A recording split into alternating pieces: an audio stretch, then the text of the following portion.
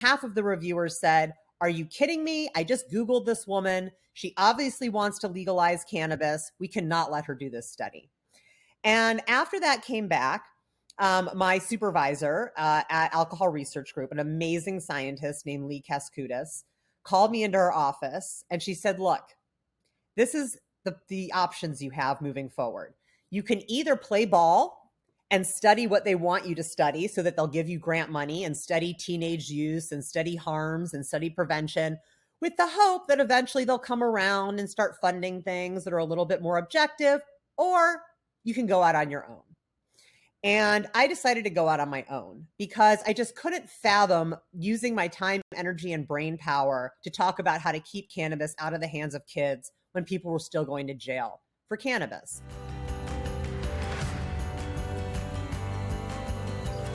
Welcome to episode 36 of People Are the Answer.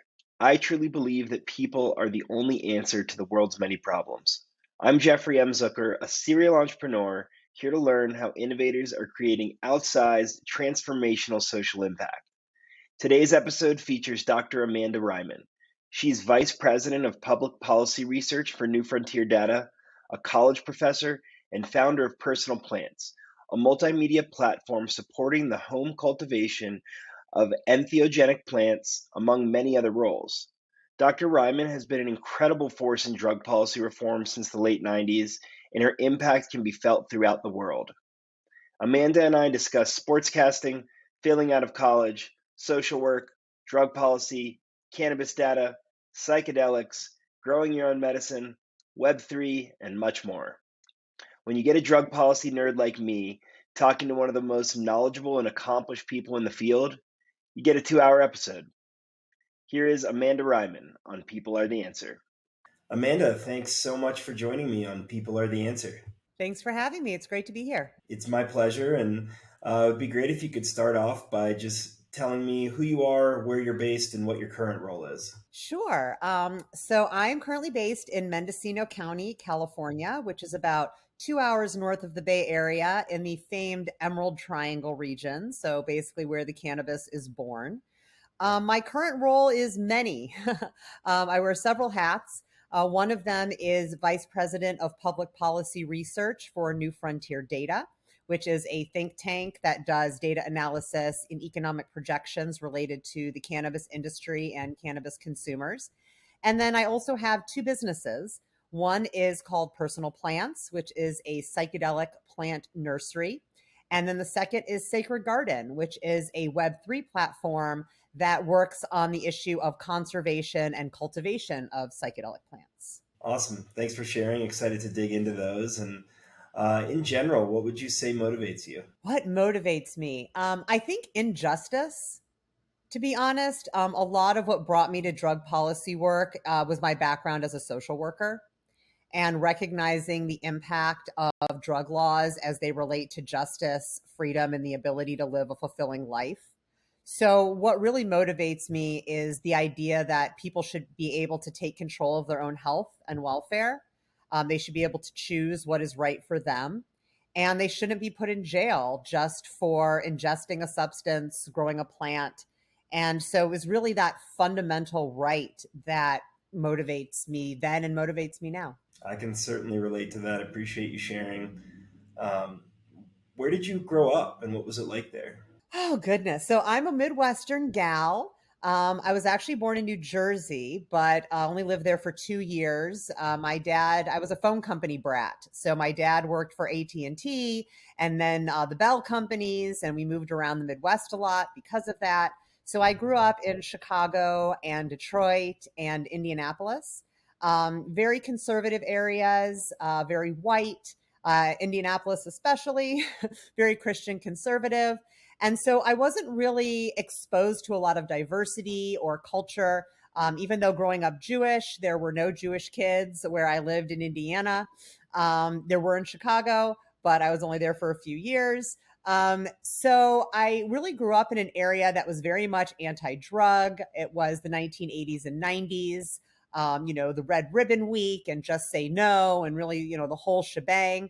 I had exposure to cannabis and alcohol in high school, But it wasn't really until I graduated from high school and went to college at the University of Texas at Austin that I really got a crash course on not only what drugs were and how they worked, but the role that they played in society and in people's lives. And to be honest, growing up, I had no designs on going into drug policy or anything related to that. I wanted to be a sports broadcaster. So I was a radio gal in high school. We had an FM station, and I used to do play by play for volleyball. And I wanted to be a sportscaster. This was at a time when there was a lot of talk about women's role in sports. And you may remember the whole locker room scandal, and should women reporters be allowed to go into men's locker rooms? And, going again back to my fascination with justice, I felt that the way women were being treated in the sports arena was very unjust, and I wanted to play a role in changing that. But after I got to college, I really discovered this whole fascinating world of drugs and alternative lifestyles, and realized that there was a much meatier topic for me to get involved in around justice than just going into the locker room. Yeah, no, that's really interesting. Quite the transition, but certainly understandable.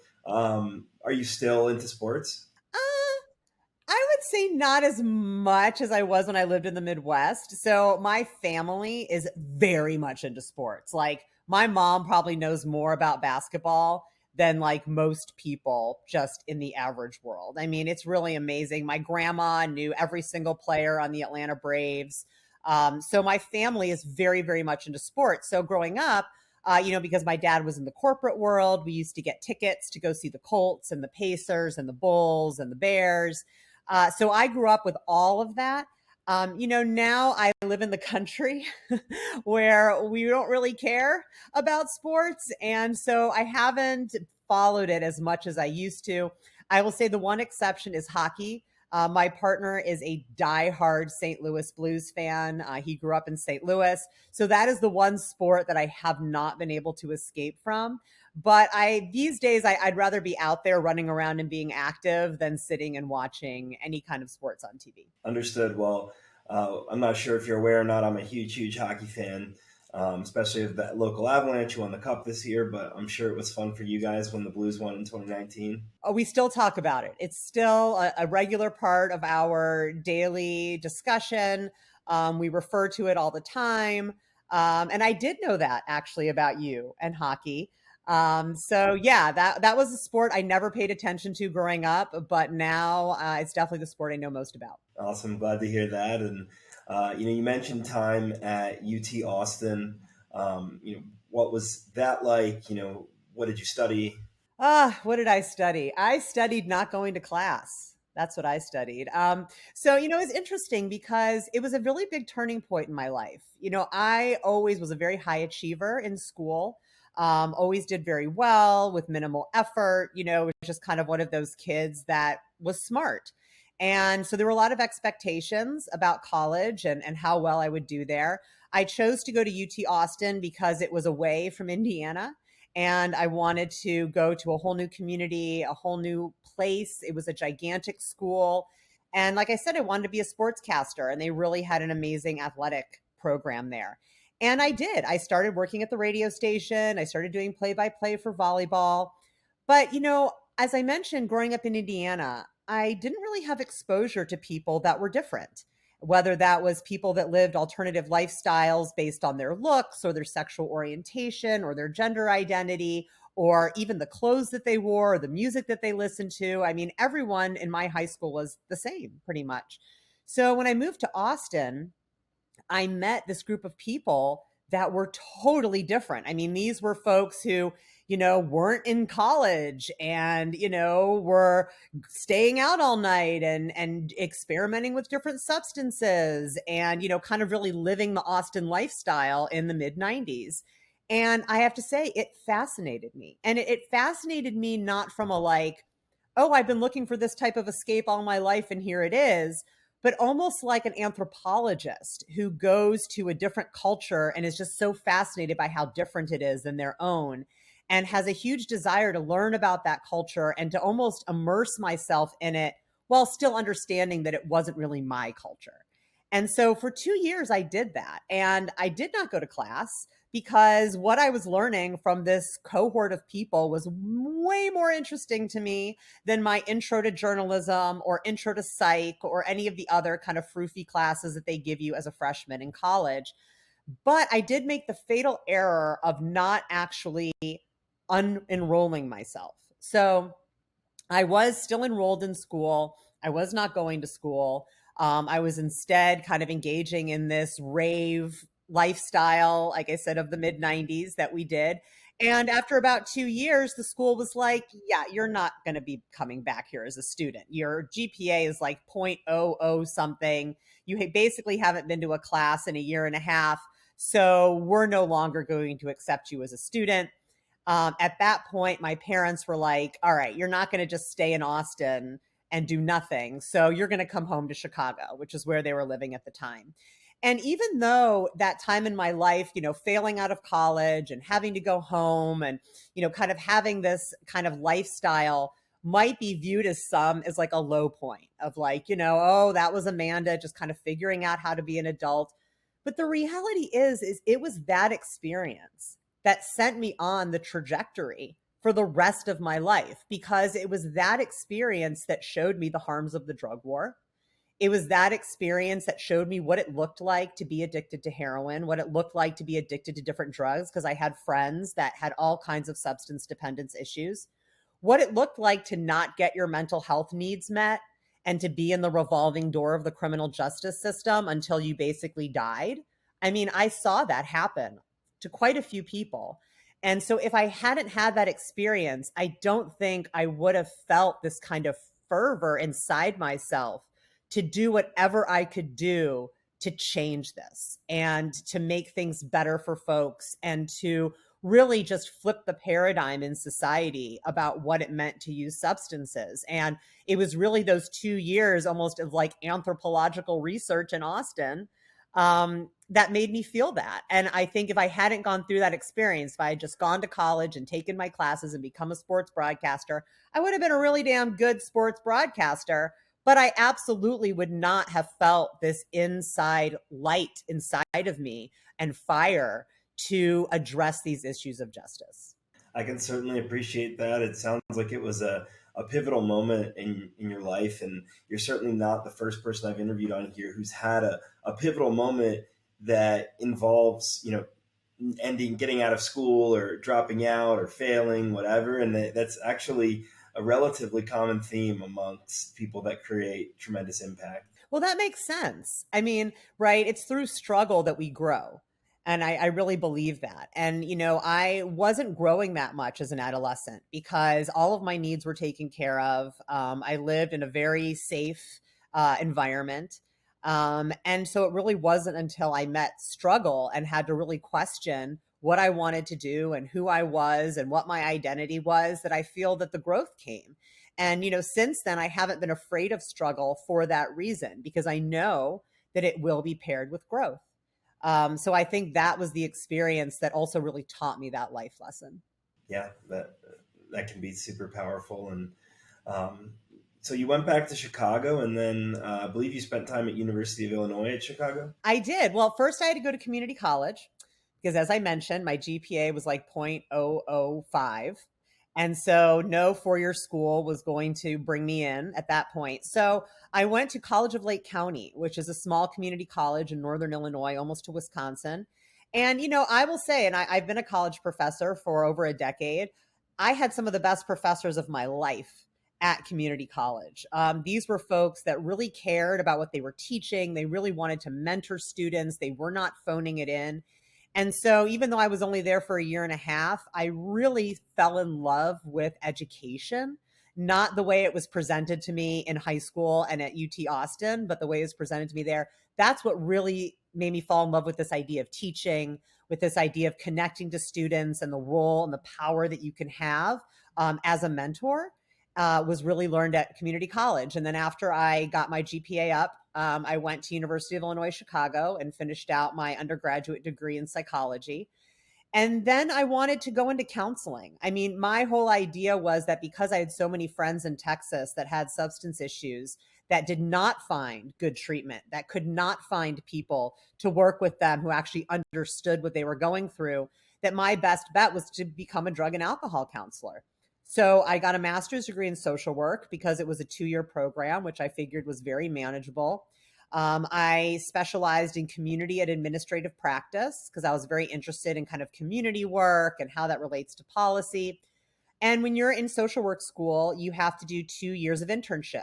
It's a professional degree.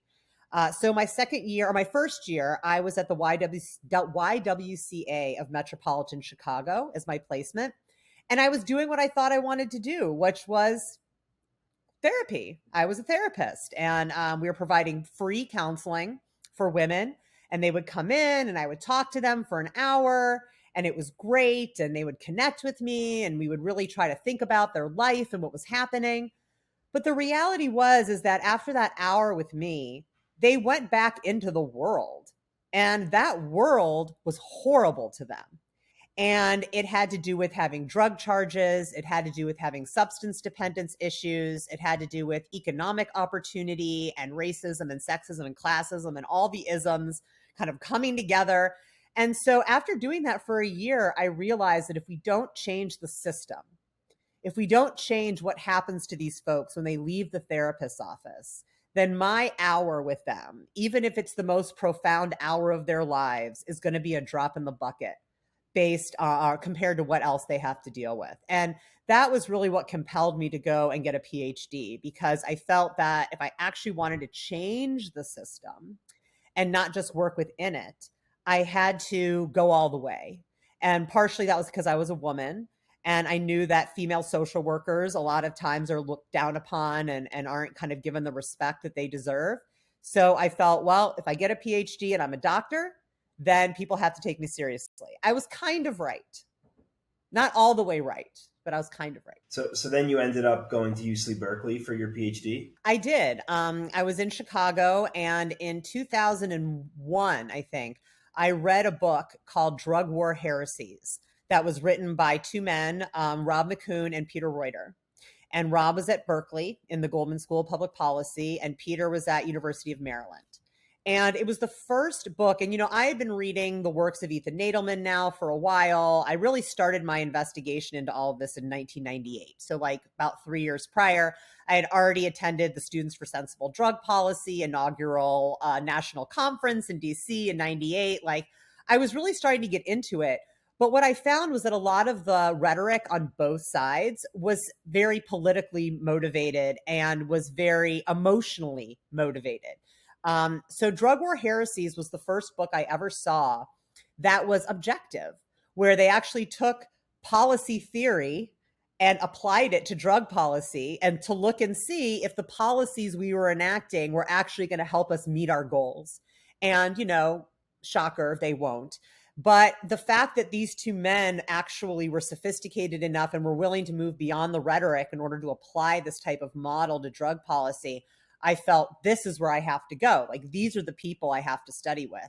So I applied to Berkeley and I applied to Maryland. Did not get into Maryland. I did get into Berkeley.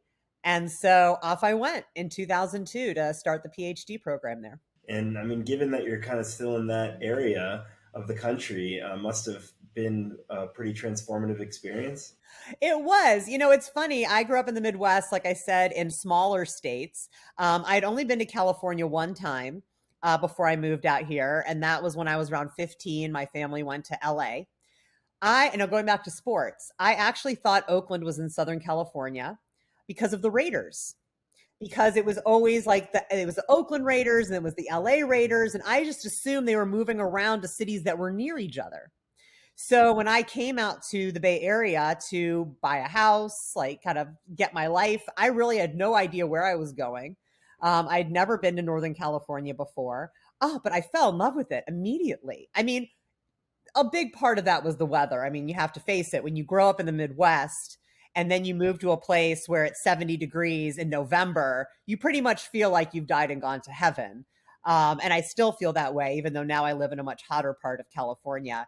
But I was amazed. And, one of the things I was most amazed about, which I know we're going to get into more, was the medical cannabis scene, right? So, like, I'm moving to Oakland in 2002.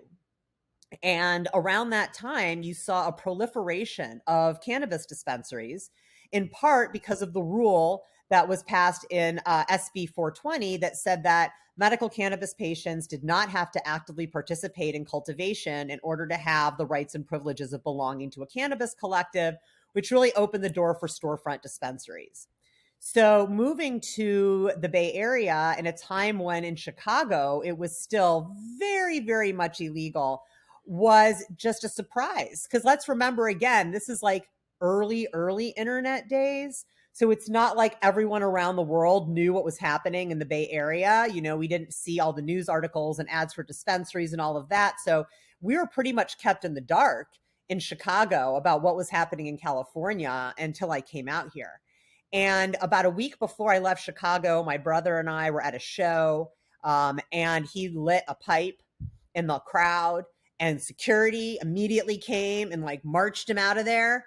And literally a month later, I was in San Francisco at the Fillmore, and people were whipping out 3-foot bongs on the floor while the lights were still up before the act had even come on, and no one was saying anything. Wow. And that was definitely an aha moment for me. It was like, wow, like they've really shifted the culture here in a way where I don't think it's going backwards. And like, what does that mean for my passion, which is to engage in this on a justice level? And so it was almost like the universe, because none of this was planned. Like, I didn't know I was walking into this whole cannabis scene.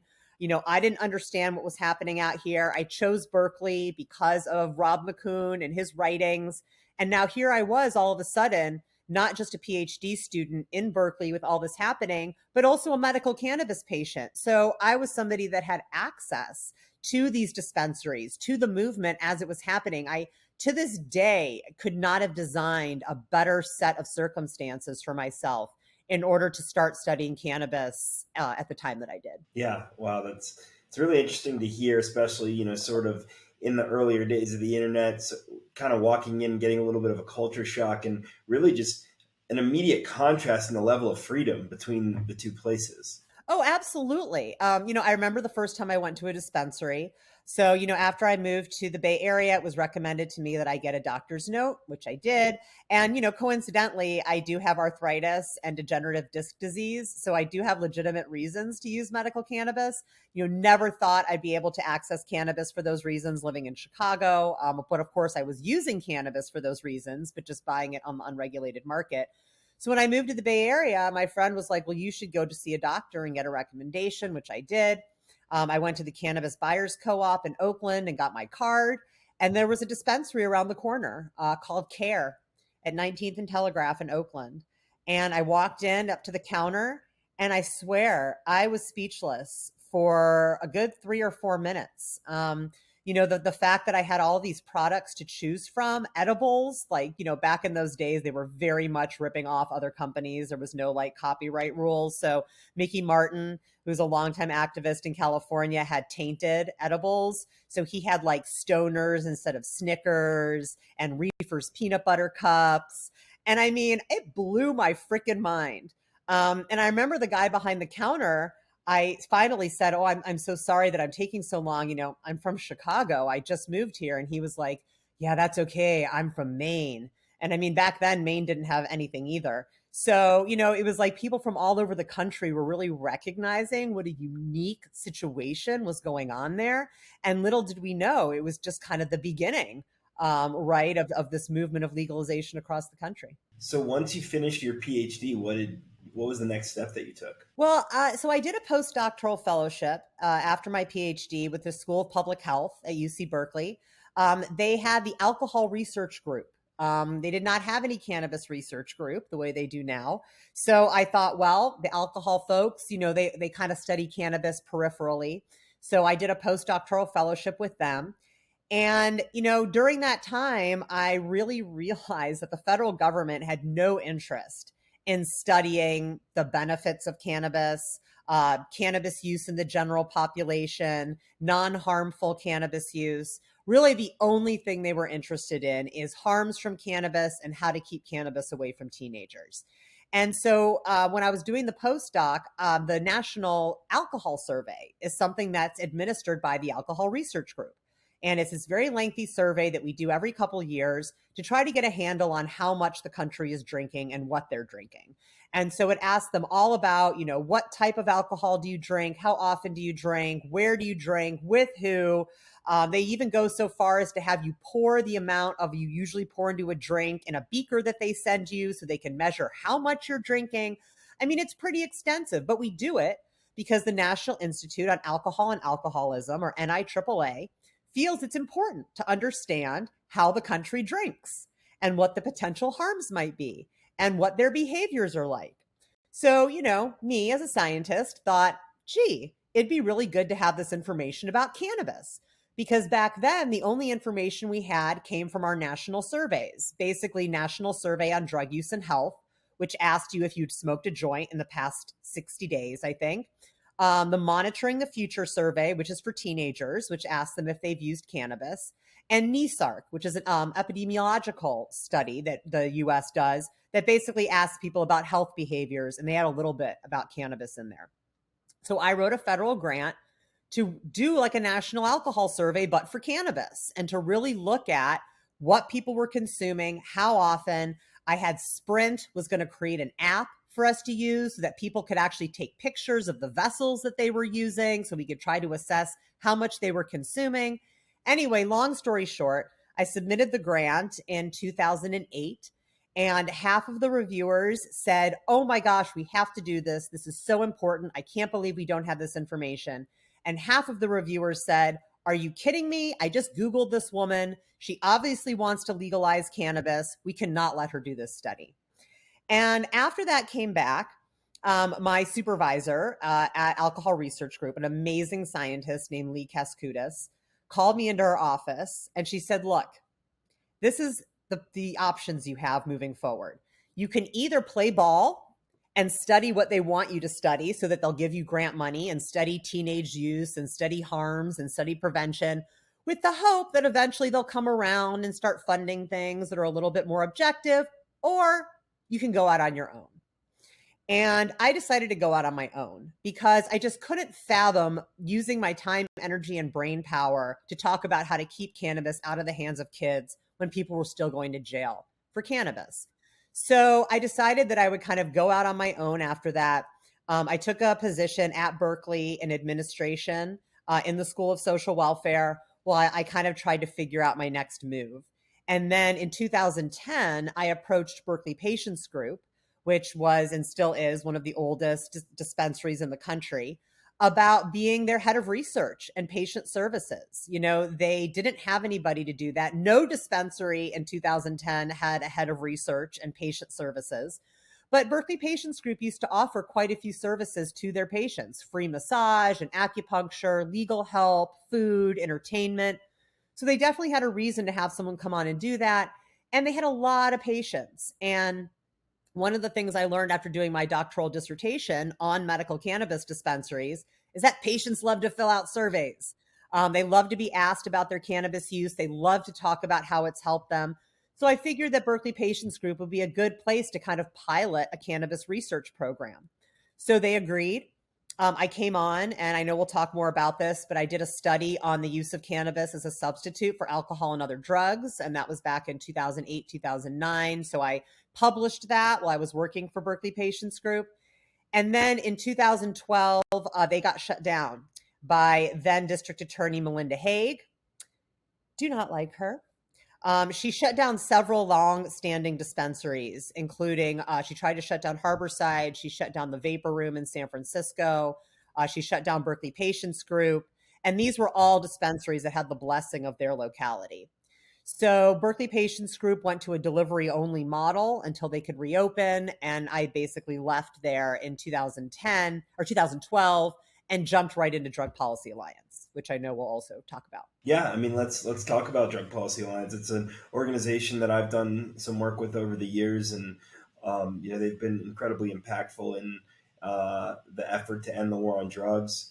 How did you end up there? And think you spent about 5 years there. Is that right? Yeah, yeah. So I was a huge fan of Drug Policy Alliance from the beginning because when I was first doing research into the drug war in the late 90s, they were one of the few organizations, and they were called the Drug Policy Foundation at the time. Before that, they were the Lynn Smith Center.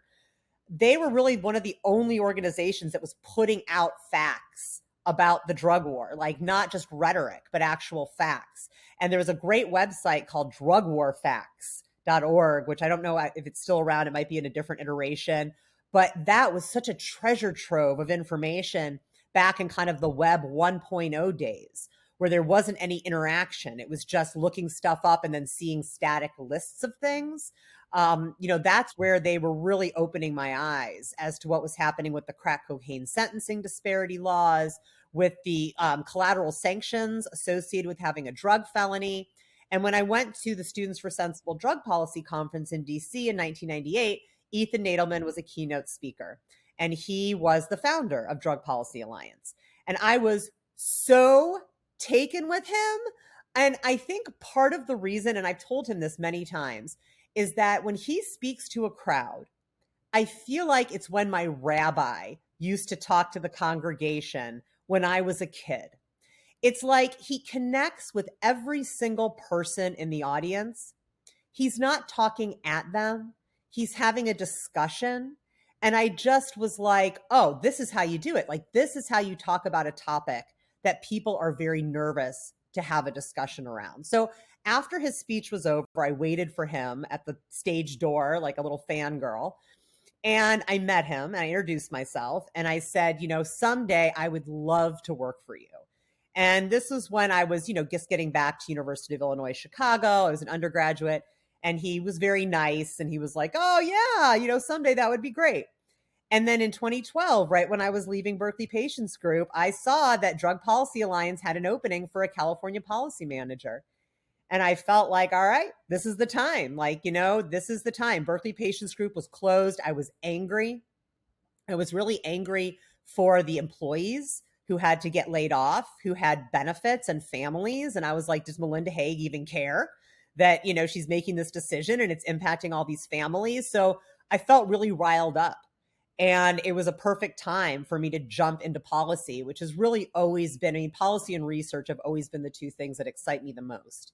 And, I had done some research and now there was an opportunity to get into policy. So I applied for the position. It was California based. It was perfect. It was in Oakland. So I got the position and I definitely reminded Ethan of our little exchange when I had my interview. He kind of pretended like he remembered. He probably didn't remember because I'm sure so many people have come up to him, but it really just did feel like kismet, right? Like it was meant to be. It's really cool to hear how that came full circle. I've been fortunate enough to spend a little bit of time with Ethan over the years and to hear him speak, and I certainly agree with your representation of his speaking. He's a really powerful speaker that knows how to engage the audience, and also someone that's been tremendous, drug policy advocate over the years. Absolutely. And again, he kind of represents the person that believes that drugs should be legal and also was a PhD. Right.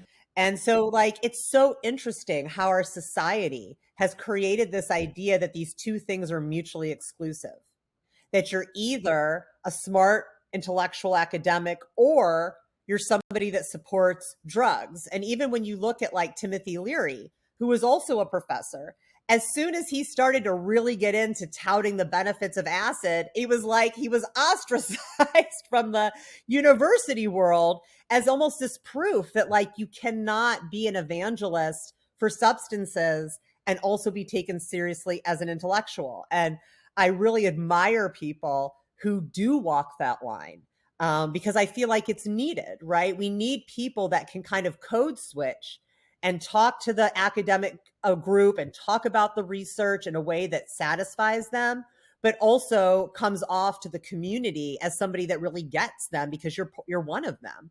And, that role, that kind of dual role, I feel in a lot of ways has been the key to my success in both worlds. Certainly, I can imagine how that would be the case. Being in cannabis and drug policy, I've met people that cross that sort of border well, and you're certainly one of them. Well, thank you. And so you spent 5 years at DPA, and I believe you continued to lecture at Berkeley. Yeah, so I started lecturing at Berkeley right after I graduated. I think they got me the summer I graduated, so 2006. I started teaching substance abuse treatment. And then over the years, I also started teaching drug and alcohol policy, which was a graduate seminar. I taught research methods, which was a graduate course in social work.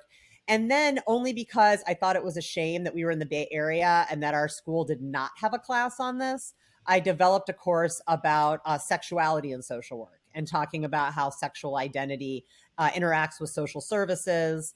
And in terms of diagnostic criteria and some of the progress that we've made in talking about sexual identity. And that had nothing to do with drugs, but I figure if you're not going to talk to undergraduates about drugs, talk to them about sex.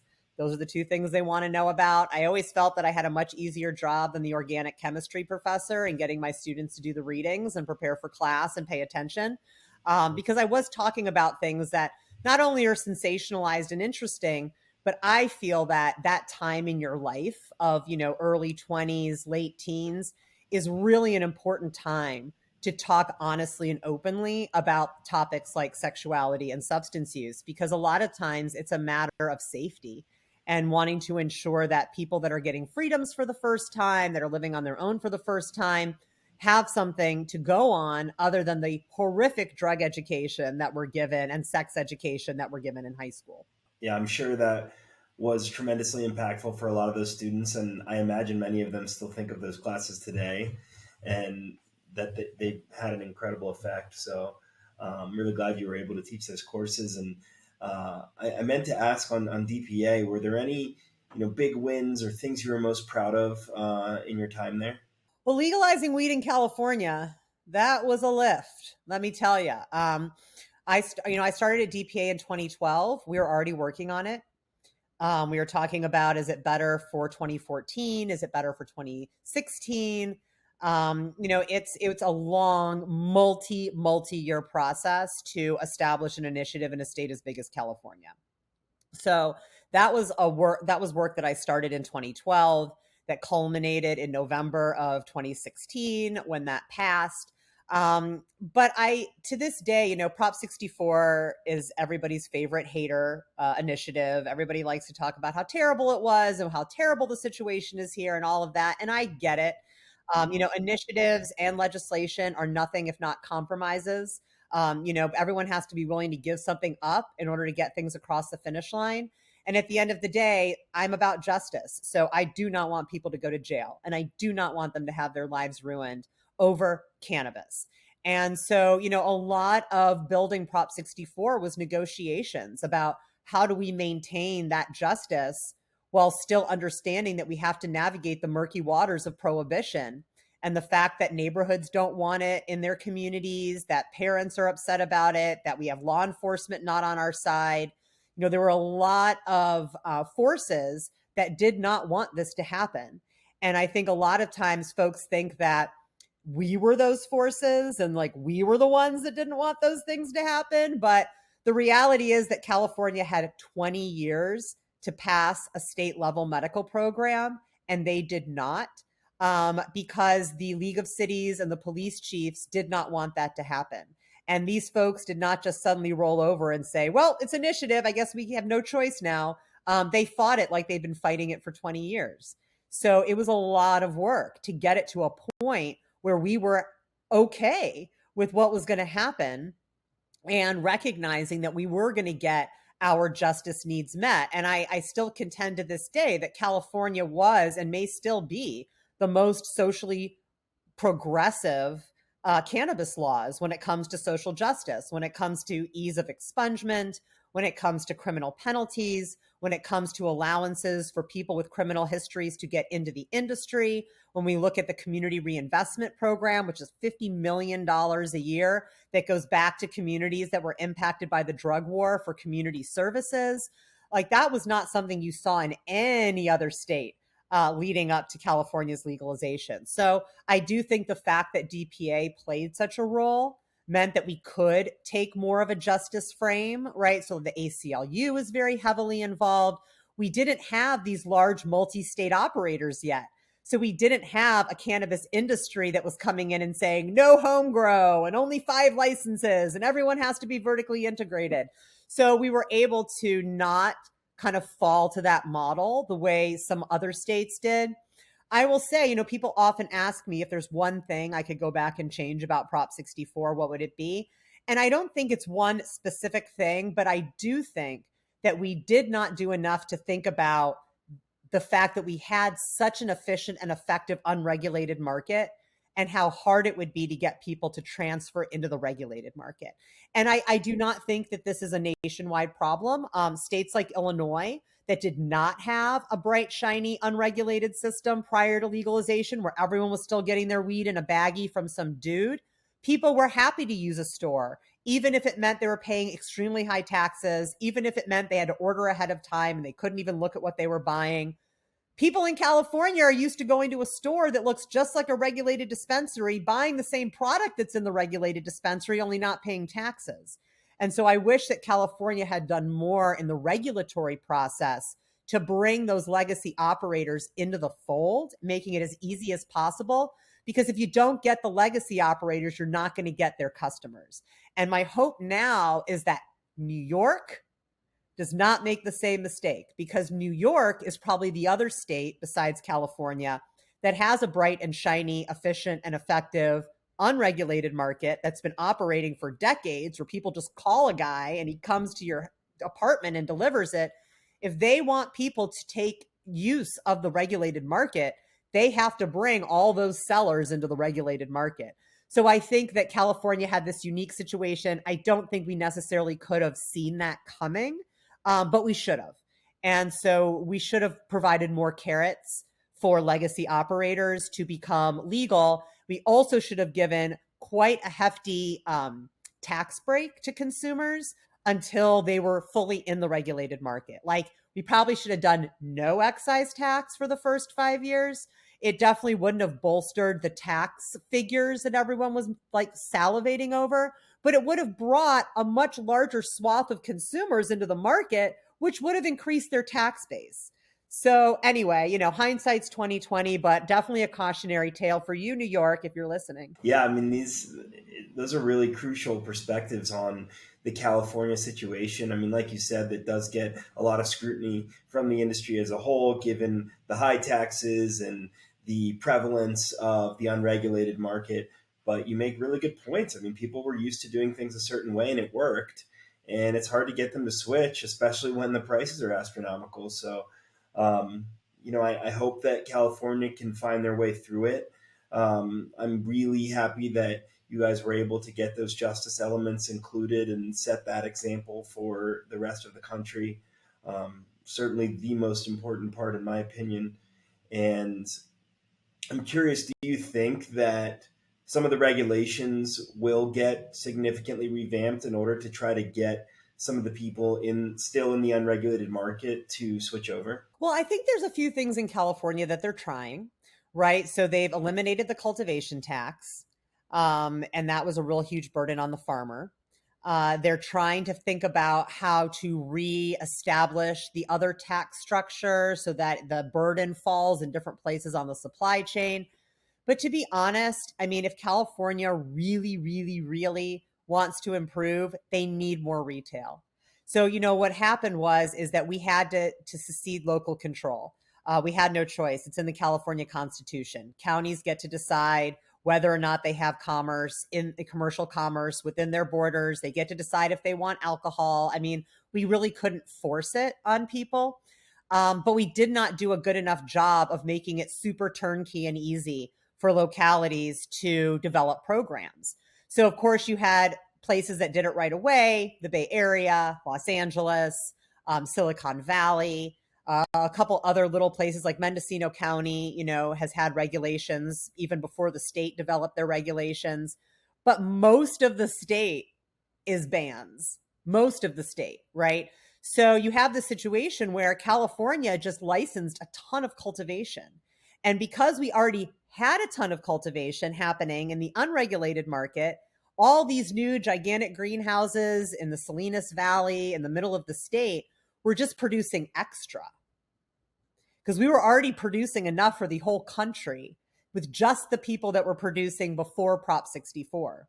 So now you have these very large greenhouses that are coming in that can produce product for much cheaper, that have much better margins, and that have large companies behind them that can pay for shelf space, that can have brand ambassadors, but there's just not enough retail. So if we don't have enough retail, then it's the smaller folks that lose out because they can't be in there fighting for shelf space and paying to play and doing all of that. So I think what we probably should have done is created some kind of licensing structure for cultivation that was a ratio of how much retail we had. And really thinking about, we're going to start with X number of licenses.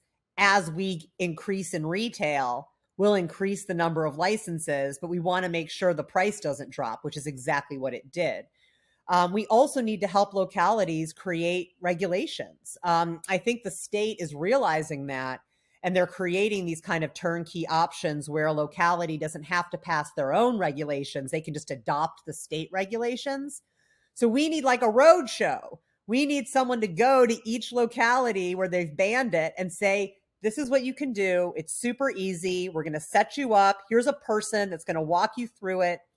And then it really just comes about moral objection, which I think we're starting to see dissipate. But, we have fewer dispensaries per capita in California than they do in Oregon. And way fewer than Oklahoma. You want a good example of how state culture and regulations differ when it comes to cannabis and what that outcome is. Look at California and Oklahoma. Oklahoma, it's like $5 at the counter and you get a permit. They have so many dispensaries. It's unbelievable. And, here in California, it's a struggle just to open a dispensary. They're all opening in the same places because there's only a handful of places that are hospitable. Right. So, we really have to get the supply issue under control. And we also have to really work to open up retail. And if that might mean compromises, there's a bill right now that's making its way through that would require localities to at least allow delivery into their jurisdictions. And maybe that's baby steps, but I think that's going to have to change. Interstate commerce will help, but I don't know how many folks will be left by then. Yeah. I mean, I'm all for baby steps. I think these municipalities need to realize that people that live there are going to consume cannabis one way or another. It's like, are you going to make it convenient for them? Are you going to let them put that money into your area or not? So it'll be interesting to see how it evolves. And I'm sure you and I could talk California cannabis policy all day, but I'm gonna keep us moving. Okay. So after your time at DPA, you went into the private market at Flow Cannabis. Yeah. So, after Prop 64 passed, I kind of felt like I had done this thing that took years to do. And, I wasn't as interested in like figuring out how the industry was going to be implemented. And neither was Drug Policy Alliance. They're there for the social justice. They're not there to like figure out like the regulations. Although maybe we should have stuck around a little bit longer. But I think at that point, I felt like it was time to move on. And also around that time, I started to become interested in moving out of Oakland. I had been there for 15 years in downtown Oakland. I enjoyed the convenience. I rode my bike everywhere. But, maybe it was age. I turned 40 in 2016. But I felt like I wanted to move someplace where I had more space, where I could actually have a home and not just a condo. Where I could have a yard and get dogs and, do all these kind of adulting things that I'd wanted to do. So I had been advising Flocana for a few years already, just, as an unpaid advisor, giving expertise and advice as they were a delivery service, kind of navigating pre-legalization in the Bay Area. And after legalization, I was approached by their founder. And he said, we're going to be opening up this facility in Mendocino County. And I was like, oh, really? My partner and I are thinking of moving to Sonoma. We may want to do something in cannabis tourism. And he's like, well, we're going to be doing tourism. Why don't you guys come up here and work for us? And so I was like, okay. So, we decided to move up to Mendocino County. I had never lived in a place this rural. Even in Indiana, I was in the suburbs. So, moving out to a place where there's no broadband and you can't always get a signal, and people were raising their own cows and slaughtering them. I mean, it was like a whole new experience for me, being a city girl, but I loved it. And I really enjoy being up here. I enjoy the lifestyle. I enjoy the quiet. And when I was working at Flow Cannabis, I really enjoyed the community work because I felt like I was getting back to my roots as a community social worker.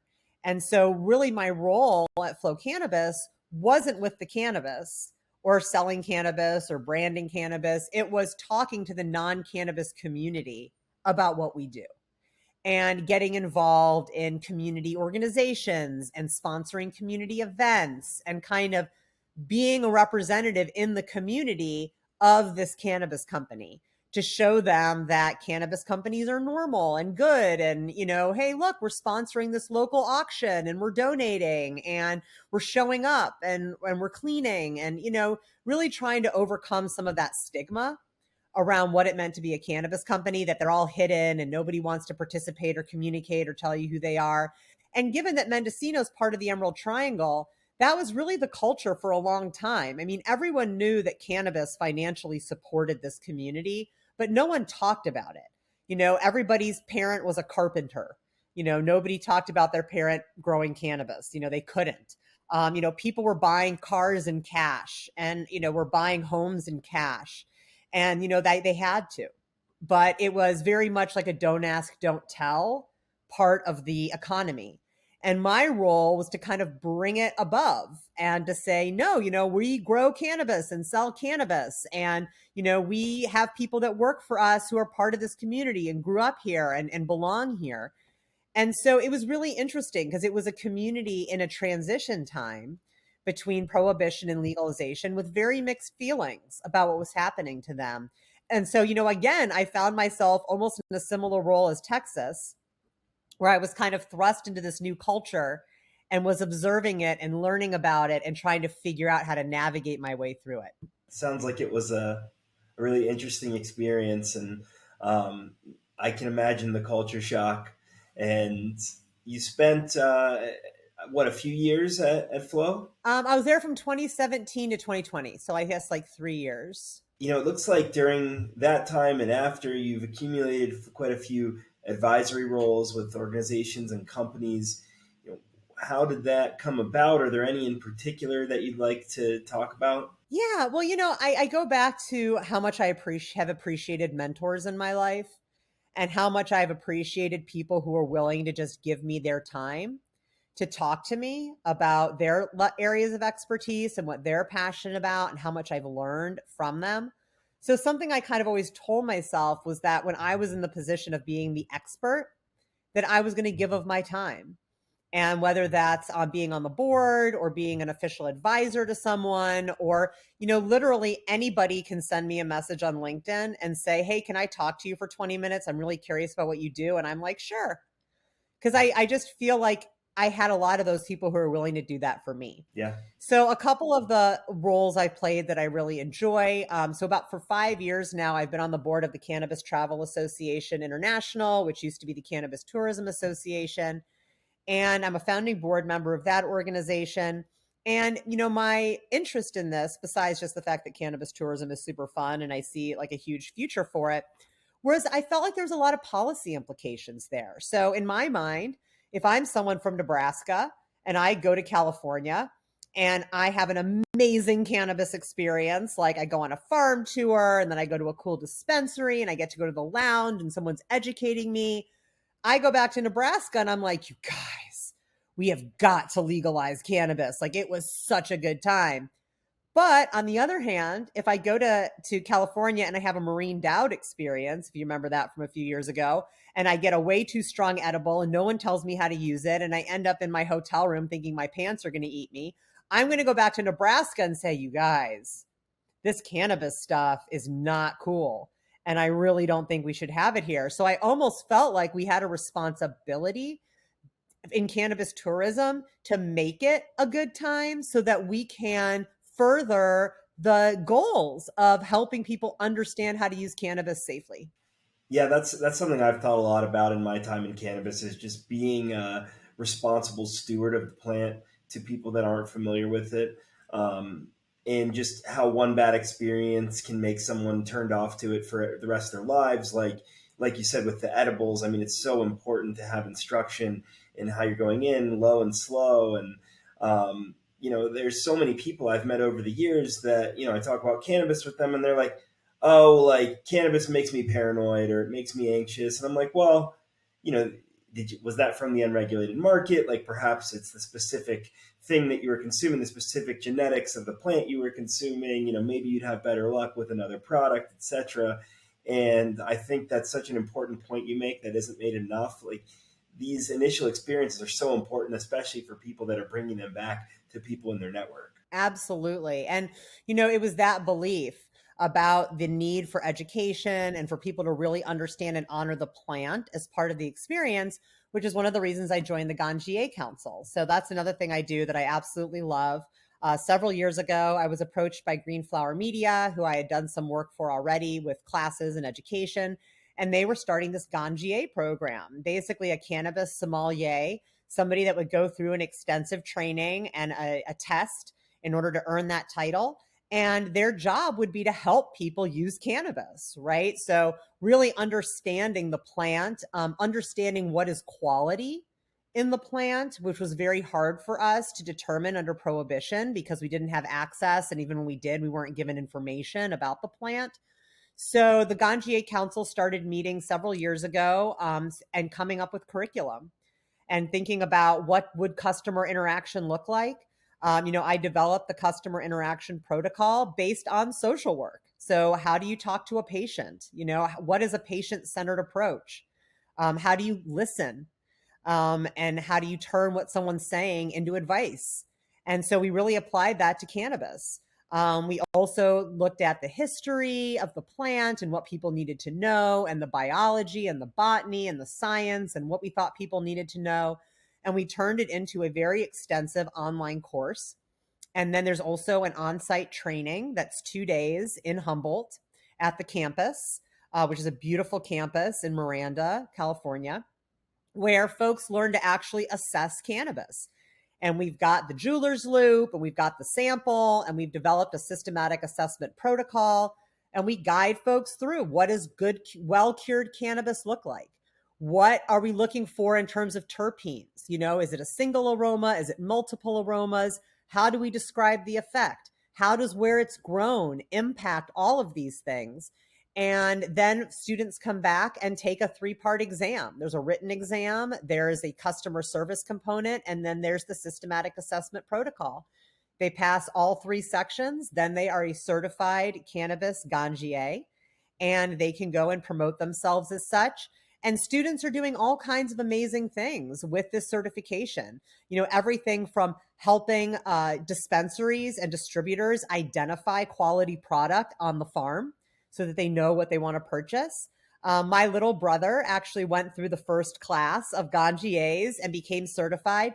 And he now has a consulting firm called Fog City Cannabis. And he will literally get on your dispensary menu site with you and go through the products and help you figure out which products are going to be good for you.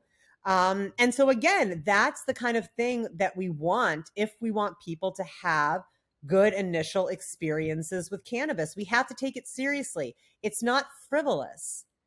It's not just something you can just mindlessly do. And I think that unfortunately, under prohibition, it kind of got that reputation.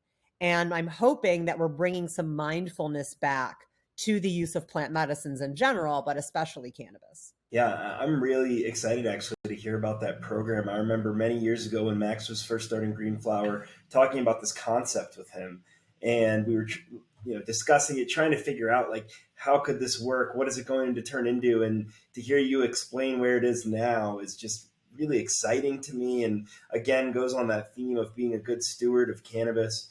Um, I'm curious, how long does the process take to become certified? Is there an application process? Can anyone that wants to do it try? So we do have kind of an open enrollment period once a year for a few months where people can sign up And then we close that period. So I believe the period is now closed for this next round because we have to make sure we have enough slots, and it's small. So, the online courses, we actually also have a version that's just the online courses. So if you just want to take that, you can do that for a cheaper price. Obviously, you can do that at your leisure. But the in-person trainings, I think we cap them at 15 to 20 people. For the exam, we cap it at 20 people. So it is a very small, intimate experience. People can come up and do the training and then take the exam like right after. We do not suggest doing that. There's a very high failure rate when people try to do that. We get why they do that because we have folks that come from all over the world. We've had folks come from Israel, from Germany, from the Virgin Islands, as well as all over the country, including places where cannabis isn't even legal yet. So travel can be a lot. But we really recommend that folks do the online courses, then they come and do the 2-day in-person training, and then go back, do a whole bunch of systematic assessment protocols, really practice. There's weekly group Zooms where students practice together. So they'll all, rate something, and then they'll talk about why they rated it and kind of get used to it. There's a Discord server, there's a Slack server. So there's really a lot of ways for students to interact with each other leading up to when they take their exam. And so they have as much time to do it as they wish. There's no time limit. It's really just that you complete the first 2 components and then you come and do your test. Ricky Williams is in training to be a ganjier. He has not taken his test yet, but he has come up to do his in-person training. So it's been really fun. And, the council, that's been such a joy because these are all folks that I've known for 20 years. We've all been working in cannabis together for so long. And we've all kind of dreamed about this opportunity to take all this knowledge that we've been accumulating over the decades that we've been studying this and put it out there in a way that people are able to absorb and enjoy and get something out of. That is again, it goes back to the loving to be a mentor and thinking about students watching my courses about the history of the drug war and on the science of cannabis and just feeling like I'm making a contribution. Yeah, that's really exciting. I'm pretty interested in doing it myself now that I've learned about it.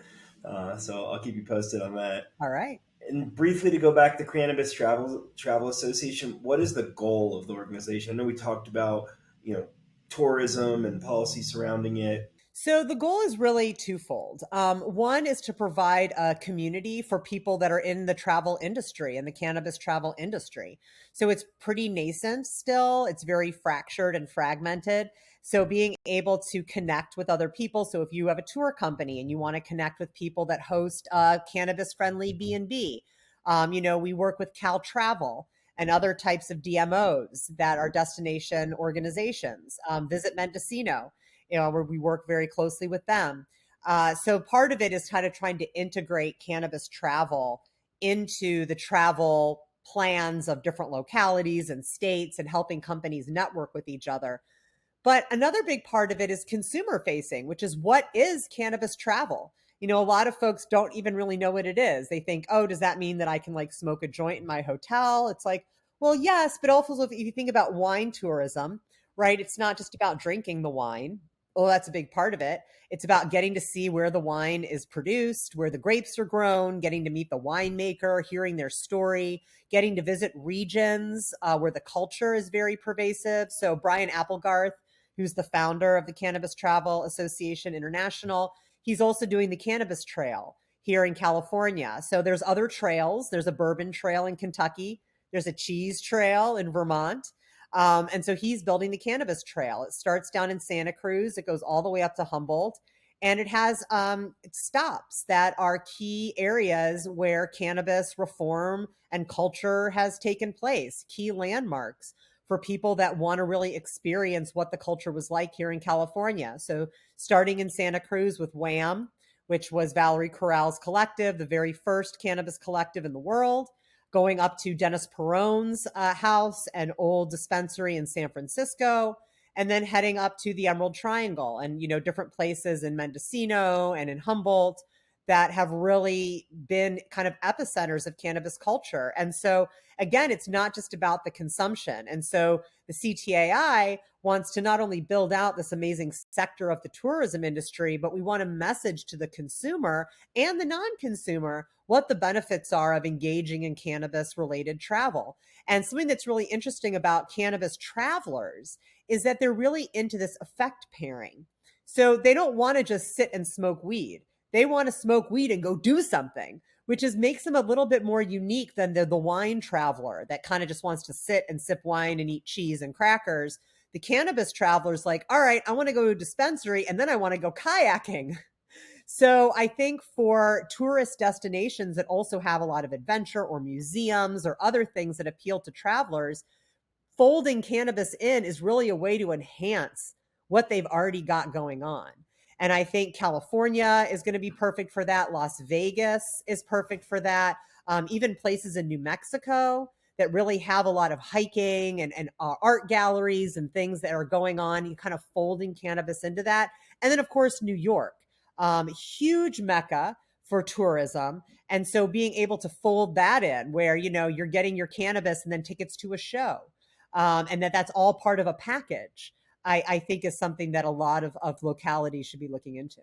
Yeah, yeah, Vegas comes to mind as well. Oh, yeah, for sure. Especially given the international destinations of places like New York and Vegas. It certainly is a great opportunity to both educate people and give them an enjoyable experience. Well, absolutely. And if you think about it, I mean, people, the hotels and things like that, like they want people to consume cannabis in appropriate places. Right. And so part of doing that and achieving that is giving them an appropriate place to consume cannabis. And so I think a lot of the folks we've been working with at CTAI, hotels that are in cannabis friendly destinations, are trying to figure out, like, how do I have a lounge? I also have a bar. What does that mean for my alcohol license? Like, how do I permit consumption so that people aren't smoking in their rooms? They're not clustered around the front door of the hotel smoking cannabis. So I think we're going to see kind of this era of kind of integration of cannabis consumption in spaces where people are traveling, where they're congregating, because we do want it to happen in an appropriate place, which is not like in the middle of the lobby, most likely. Yeah, that certainly makes sense. And, in your continuation of being a steward of cannabis and its policy, you've been a professor at Excelsior College and their cannabis control program. I've certainly heard great things about that program. How did you get involved, and can you tell me about it? Sure. So I was asked to be on the industrial advisory committee for that program when it was being developed. And one of the things that really drew me to the opportunity is that it's not a cannabis industry program. So, a lot of education is for people that want to get into the industry. And while I definitely have a fair number of students who are interested in opening a dispensary or something like that, even more of them are going to be on the non-industry side of cannabis, whether that's in public health or enforcement or regulatory services. Excelsior serves a very high number of veterans. It's actually the majority of our students. So you have folks who are currently in the armed forces, can't consume cannabis, can't open up a cannabis business, but work in public health or work in nursing and know that it's going to be a part of their work and want to learn more about it. From my perspective, that's an amazing opportunity because these are folks whose education at the default would not address cannabis. And if it did, it would be from that very typical prohibition framework, right? People who are going to school to learn how to be in the cannabis industry, a lot of times they put a very rose-colored view of cannabis because these are folks that are embracing it and really like adopting it as their business model. I get to work with the folks who have a very healthy skepticism of cannabis. And these are the folks that are going to be in charge of whether or not you get in trouble, or whether or not the business regulations make sense, or whether or not the hospital that you're being seen at understands cannabis and how to work with people who use cannabis. So I feel like that's an unbelievable opportunity to educate those folks about the plant, about the history of prohibition, and about what healthy cannabis use looks like. So when given the opportunity to teach in their cannabis class, I absolutely jumped at it. And it's been a very rewarding experience. It's really great to hear, and to hear how differentiated that program is from so many others. I really appreciate you sharing that. And, you continue to bring knowledge to consumers. And One of those ways you do that is the personal plants platform that you've created. I'd love to learn sort of what led to that and how you started it and what it is now. Well, that's a really great question. So I've been growing my own cannabis for 25 years. I started in Chicago, very much illegally, in my little closet with my little 1,000-watt high pressure sodium lamp that I got for Hanukkah. I grew a plant. I was completely hooked on this idea of growing my own medicine. And again, this was a time when I was relying on my medicine from a pager, from a guy in an alley. There wasn't even any smartphones. There wasn't texting. I mean, it was a process. So this idea, this like autonomy and freedom of being able to like meet my own needs and grow my own medicine, it was addictive. And so I just kept doing it. And when I moved to Oakland, I grew out on my balcony. And now that I live in Mendocino, I actually have like the big smart pots like outside and in the ground, and which is great. But I loved that idea of being able to grow your own. I also recognized over the years that the ethos around growing your own was still very much geared towards 18-year-old boys who were trying to grow a lot of weed in their parents' basement and were wearing like a bandana over their face so no one could see who they were. And I was like, well, where's the growing community for the rest of us? Like, where's the growing community for my mom and for, other people that are just curious about growing one plant and don't want to like make it their livelihood, but just want to see if they can do it. So in February of 2020, I was at a 10-day silent meditation retreat, which was fantastic. And little did I know, it was about a month before lockdown. So I was practicing in like going inside myself before I even had to.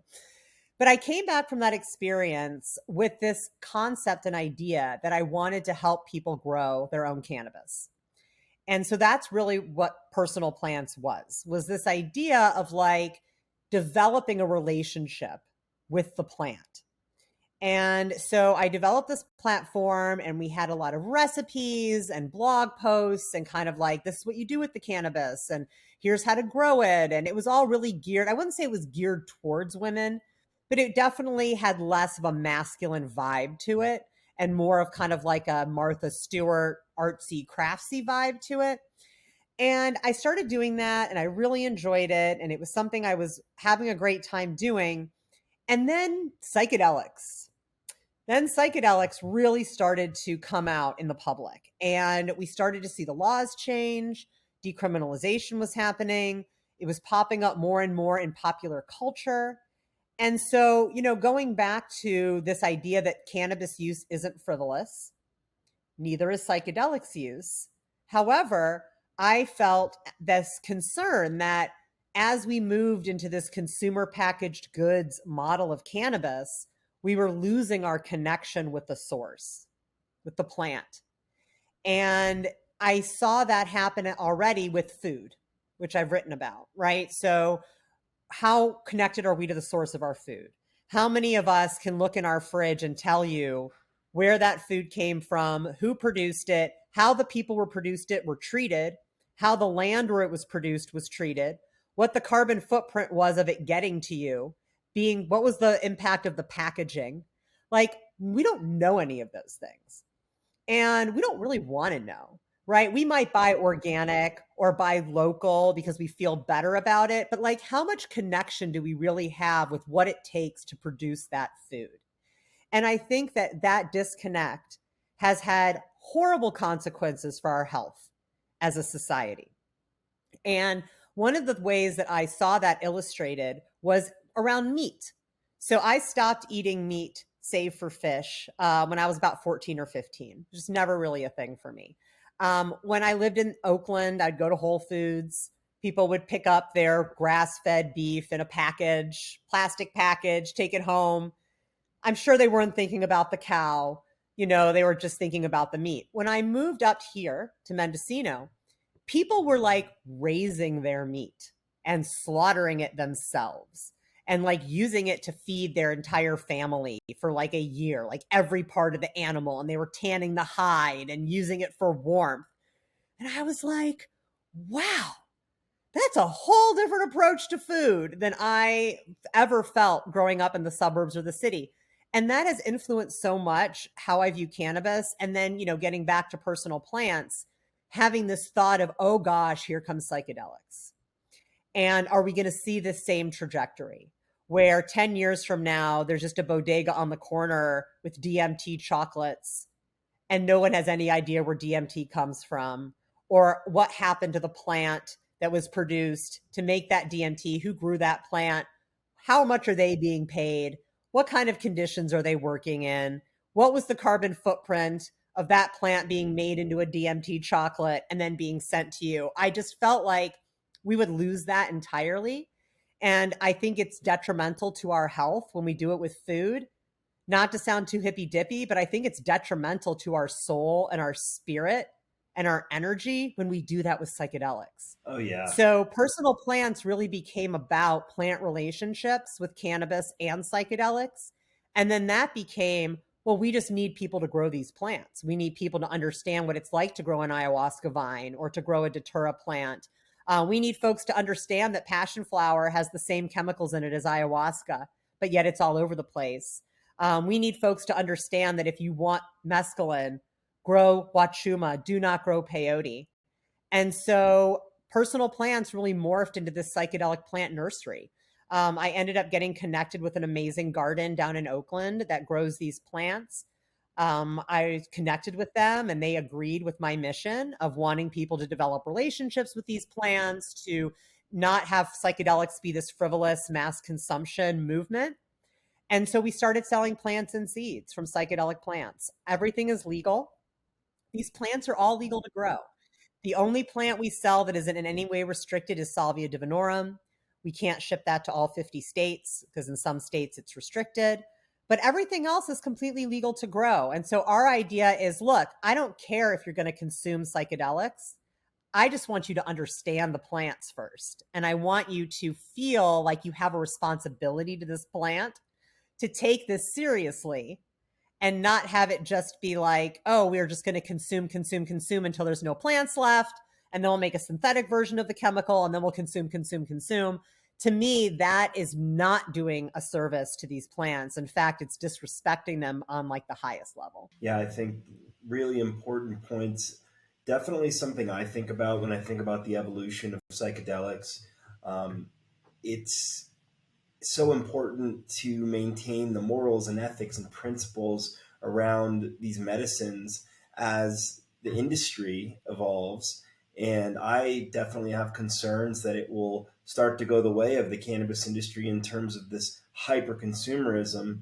The fact that people aren't consuming psychedelics as often generally as, constant cannabis consumers, gives me some hope in that regard. And the work of Maps and yourself and others, certainly gives me some faith. But it's good to be talking about these issues because I'm worried that it is going to go the consumerist way. Yeah, and when we were just talking about what happens when somebody eats too much of an edible and doesn't know what they're doing. I mean, translate that to somebody eating 4 grams of psilocybin because they don't know what 4 grams is. I was just watching the How to Change Your Mind on Netflix, and they talk about Albert Hoffman taking 25 milligrams or 0.25 milligrams of LSD, which is measured in micrograms. So, if somebody's like, oh, I'm used to eating this much cannabis, therefore I should eat that much mushrooms. Like, we can't just assume that society is going to know how to responsibly consume psychedelics because they haven't had the opportunity to, and they haven't had the opportunity for the education. So in my mind, it's like, start with the plant, get to know the plant.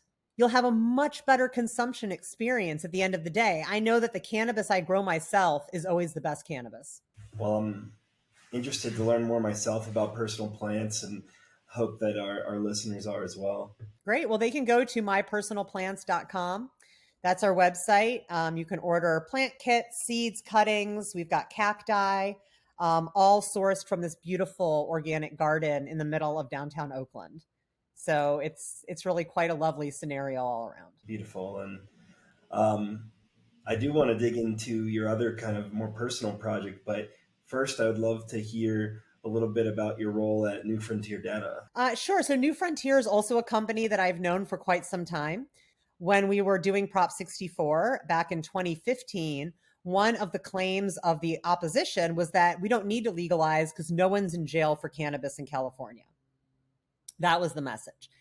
And it was very hard to combat this rhetoric because California does a terrible job of keeping records of what drug someone is in jail for. So they have a code for drugs, and you can look and see how many people have felonies for drugs, but they don't break it down by drug. And each county has their own method of keeping those data. So sometimes it's just a handwritten ledger, sometimes it was a computer file.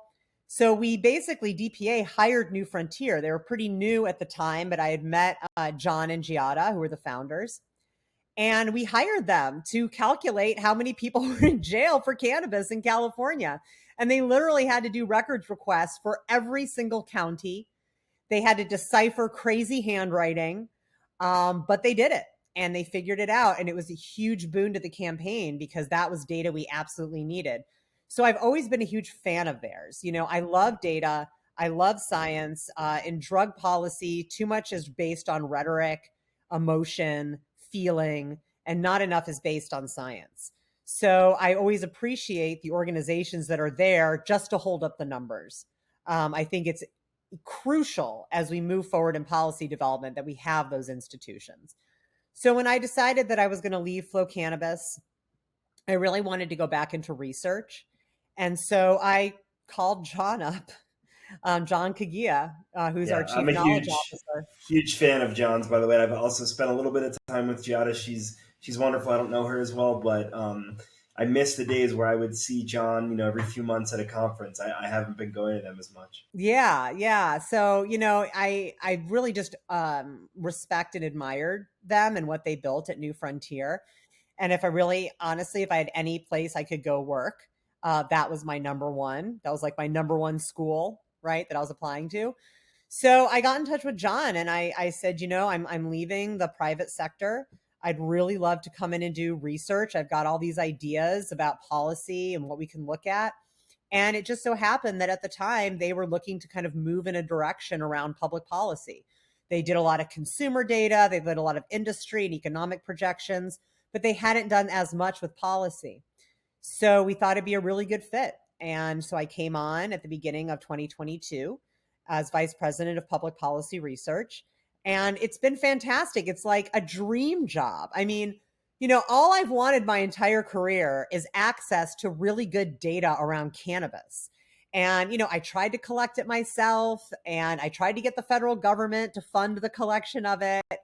And so to come into a position where I can go and look at millions of data points from dispensaries and see what kind of products people are buying. You know, we do our own consumer survey of over 4,000 cannabis consumers. It's a nationally representative sample. We ask them everything I could ever want to know. So being able to go in there, I did a report not too long ago on millennial consumers. So I could go in there, you know, I could slice and dice the sample by generation and then look at generational differences.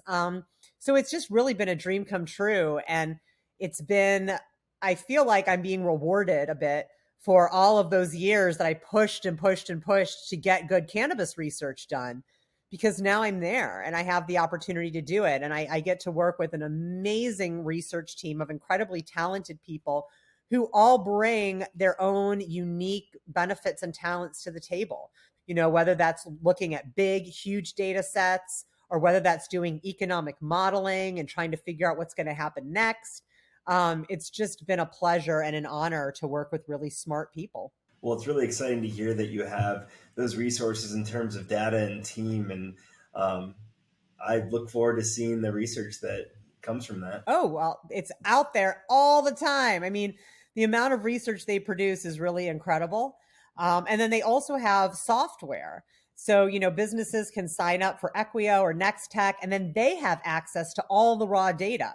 So if they want to just jump in and see, you know, how different dispensaries in their area are doing or how certain brands are performing or what revenue looks like, it really just gives people the tools. And in an industry that for so long operated in the shadows, the ability for business folks to go in and actually look at what's really happening in the marketplace is something that our industry has never had before. Every other industry has this kind of stuff built in, and we never had it.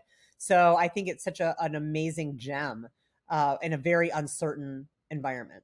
Definitely. I have been fortunate to use Equio in the past on some cannabis businesses I've worked on. Certainly a very valuable tool, and what a win for them to add you to their team. Oh, well, thank you. It's a mutual win. Those are the best kind. So I'm excited to talk about this endeavor, Sacred Garden. Um, I think it's clear from what we've talked about, kind of the things that have led to it. But I would be curious to hear, how you feel you got there, how it started, and just kind of giving us an explanation of what it is. I was so bored because I was doing nothing and had nothing on my plate. And I said, you know what? I need to start another company. No, that's only half true. So Sacred Garden really started as I started getting interested in Web3 technology, which happened at the end of last year. I had some friends that were into it. I really had rejected it, to be honest. Like, I had no interest in the metaverse. I had no interest in virtual reality. Like, I was out South by Southwest a couple years ago. They had a whole virtual reality like room. I was not interested at all. I was an in real life gal. Maybe it's because I'm a Gen Xer. I was like, I just want things that I can touch, that I can smell, that are tangible. Like, that's the world I want to live in. And then I did this mushroom trip one day. And it was Golden Teachers, which I always find teach me a lot, which is probably why they're called that. And it was during this trip that I felt this other message coming through. And this other message was like, you're not going to stop technology just because you choose not to participate in it. But technology needs someone like you that's going to remind people that there's a world outside of virtual reality. And that's going to help bridge the in real life with the technology so it doesn't become a mutually exclusive offering. And so after I had that experience, I was like, well, I'm not going to ignore the mushrooms because you shouldn't do that.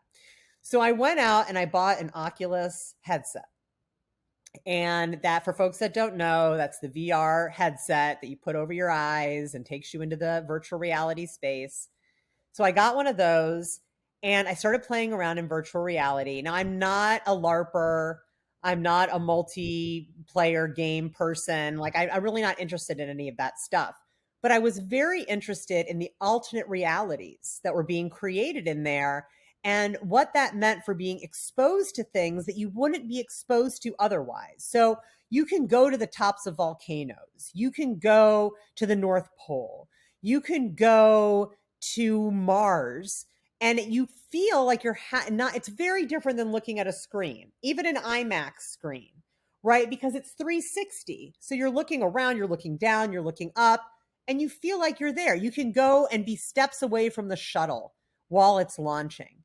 And so what that told me is that this technology is going to give people opportunities to have comparable experiences to what they would have in real life, but maybe people who can't afford to have those experiences in the real world, or for environmental reasons, maybe they shouldn't be having those experiences in the real world.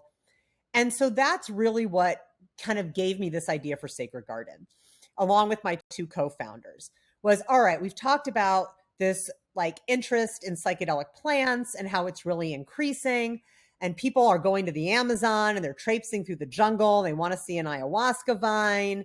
And some people will never be able to afford to go and look at these plants in real life or take the time off work, but they should still have access to them. And how can we use these tools, these kind of new technological tools, much as the way we would have thought, how can I use a website back in 1995, right? How can we use these tools to kind of further our mission around psychedelic plant conservation, which is what we're all about? We want these plants to be protected. We want people to develop relationships with them. We want this to be part of a mindfulness practice. So we were like, all right, we've got that goal. Here's all these new technological tools that were just invented. How do we use them? So we developed Sacred Garden as a platform to kind of build a community around psychedelic plant conservation that takes advantage of these tools. And some of those tools are virtual reality and the metaverse, and kind of how do we help people explore the native habitats of these plants without actually having to go and walk through the native habitats of these plants. But it was also thinking about tools like NFTs, which I know is like a negative word for a lot of folks. But we look at it as just another technology, right? So, for example, Starbucks just launched an NFT. It's basically a membership token, and it gives you discounts and access to special promotions. It's all built into a digital asset. Not super exciting. So we were like, how do we do that for plants? So, how do we create a digital asset that gives people membership into this community where they can experience these plants, grow these plants, learn about these plants, attend events about these plants? And instead of having to buy a ticket every time or hold on to your physical card, the NFT is basically your digital token of membership. So we started working on this project back in like January of 2022. And we just launched this week the actual NFT membership opportunity. So it's been a lot. It's a lot of technology. It's a lot of behind the scenes stuff, kind of how building a website in 1995 was very different than building a website today, where you basically just get on Squarespace and like put a bunch of blocks around and you've got a website. Back in 1995, it was like coding by hand in some kind of really convoluted program. So like it is that. So, you need developers and you need people that kind of understand how this works. But we feel like it's the right time to launch this type of community because the interest in psychedelic plants is there and people want to come together. But because of the legality, you can't promote on Facebook. You can't promote on Instagram. You can barely send SMS text messages. It's hard to get any kind of e-commerce platform to support you. It's hard to maintain banking. So we're like, well, then screw all of that stuff. We're just going to go straight to the community. And we can do that with crypto and blockchain technology and NFTs. We don't need those intermediaries that make it so hard for the psychedelic plant community to come together. We can facilitate that community peer to peer using this technology. So that's our goal, is to build that community. And along with that, I talked about the mushrooms telling me I need to make sure that people are staying connected to the physical world. So we are creating a decentralized psychedelic plant marketplace. Not that dissimilar from personal plants, but basically you'll be able to go on, enter your zip code and what plants you're interested in, and then we will match you with a farmer in our network that's closest to you that also has the plants you want. So we're cutting down on the carbon footprint of distribution. We're helping people create psychedelic plant communities in their actual, in real life community by learning about people near them that are interested in these plants. And we're keeping it completely non-commercial. So these are backyard gardeners who just happen to grow extra plants and want to be able to share them with the community. And so we're building this as a way to take advantage of these technologies, but at the same time, help people keep a foot in real life. There's actually a word for it, which people have feelings about, which is phygital. So PHYGITAL. So a synthesis of physical and digital. And that's really what we're doing. We want people to be able to go into a VR space and go to a virtual reality garden and see all these amazing, fantastical plants in their full glory. And we want people to be able to grow them at home. And we're hoping that building this community now, as this technology evolves, gives us an opportunity to grow it as people adopt the technology and become more comfortable with it. Right now, there's still a huge divide between kind of the Web3 and Web2 communities, but you can buy our NFT with a credit card. You don't need a crypto wallet.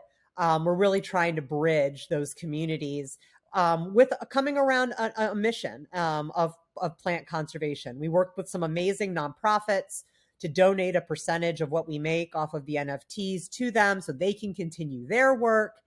So it's really community building almost in the purest sense because there are no gatekeepers. It's like community social work. You basically are like, hey, we're having a pizza party at the town hall and everyone come and let's talk about what we're going to do about, fire safety. And so we're like, how do we recreate that, but in a digital space? Yeah. Well, congratulations on the launch. Thank you. I've certainly thought for a while that psychedelics and Web3 could go together well, and it's really cool to see how you're executing that. And I'm just adding to my list of homework for after the interview of checking all this out on a deeper level. Well, if folks want to check out Sacred Garden, our website is just sacredgarden.com, but no E's. So SACRDGARDN.com. That's also our handle in all of the places. So TikTok, Instagram, Twitter, you can find us. But we're really about community building. So if this is something you're interested in, psychedelic plant conservation, there's no pressure. It's really just come and listen and be a part of it and help us with our mission. That's great. It'll be really interesting to dig in, and I'll be sure to include all the links in the show notes. Great.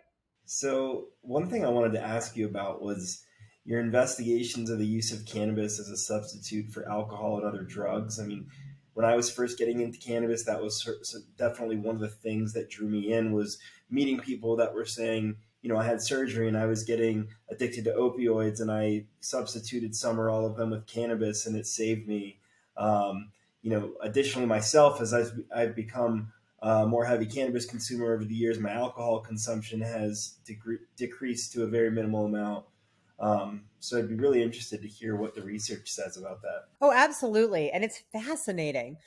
So I really got involved in that line of research from my own doctor, Dr. Frank Lucido in Berkeley, who has a family practice for like 40, 50 years and was one of the first doctors to actually do medical cannabis recommendations way back in the Prop 215 days. And I'm not going to say like he's a real doctor, because I'm not saying that there's like not real doctors that do cannabis recommendations. But let me just say that like when you go to him, it's going to a full medical exam. Like you have to fill out paperwork ahead of time. You go to the office, he does all your vitals, he talks to you about your cannabis use. And so he had this very extensive form that you had to fill out every time you went to the doctor. And one of the things he asked on there was, are you using cannabis as a substitute for alcohol? Are you using cannabis as a substitute for prescription drugs? And when I did my doctoral dissertation in 2005, I used his survey with his permission for a lot of the questions that I ended up putting on my patient survey, including that one about substitution. So I did this study with 130 patients, which at the time was the largest sample of medical cannabis patients in history, 130 in 2005. So it just shows you how little we knew, even in 2005, about the use of cannabis as medicine. And I asked them that question. And, maybe surprisingly, I didn't really know what I was going to find. When the results came back, it showed that about 50% were using cannabis as a substitute for alcohol. About 75% were using cannabis as a substitute for prescription drugs. And then about a quarter were using cannabis as a substitute for some other illicit substance. I also found a higher instance of previous alcohol and drug treatment among medical cannabis consumers without success. So talking about how they did go to treatment, it didn't work for them, but that cannabis was working for them. So this was really fascinating to me. Yet it was a sample of 130, which wasn't a lot. So I replicated that study at Berkeley Patients Group with 350 patients. And I basically asked them just about substitution. And lo and behold, I got pretty much the same results. About 50% for alcohol, 75% for prescription, and about a quarter for illicit. So then I thought, well, maybe it's just California people. Like maybe this is just a Bay Area thing. So a good friend of mine, a researcher named Philippe Lucas up in Canada, replicated that study with 1,000 patients from Canada at like 3 different dispensaries. And lo and behold, we found the same thing again, around the same rates of substitution. Now, I remember when I published this study, it was in 2009 in the Harm Reduction Journal. And oh my gosh, it's still to this day the thing that I've published that's gotten the most response. I mean, it was in the newspaper in India and in Germany. I mean, I had reporters from all over the world calling me, asking me about it. It was in like popular media, because this whole concept when we've been taught that cannabis was a gateway drug for so many years. And no, people were saying, no, cannabis is helping me not use these other substances. It was like such a cognitive dissonant kind of thing that people's heads kind of exploded. It's an exit drug. Yeah, exactly. That Yeah. that was what Philippe called it, right? An exit drug. And so I thought that there was a lot of potential for this work. Of course, the federal government had zero interest in funding it. And after I left Berkeley Patients Group, I didn't really have the opportunity to engage in research the way that I had before. Fortunately, it was such an interesting finding that a whole cadre of researchers picked it up and started doing research on it and started looking into the nuances of how people were substituting and why they were substituting. When we did our research in every study, the top 3 reasons for why people were substituting was less harmful side effects from cannabis, less potential for dependence with cannabis, and that cannabis actually made their symptoms better compared to these other drugs that they were using. And then in about 2000 and some year, the 2000 teens, something in there. I did a study with Hello MD and Kent State University where we did a survey, an online survey, and we ended up getting a few thousand patients, again, asking them about substitution, but this time specifically for opiates.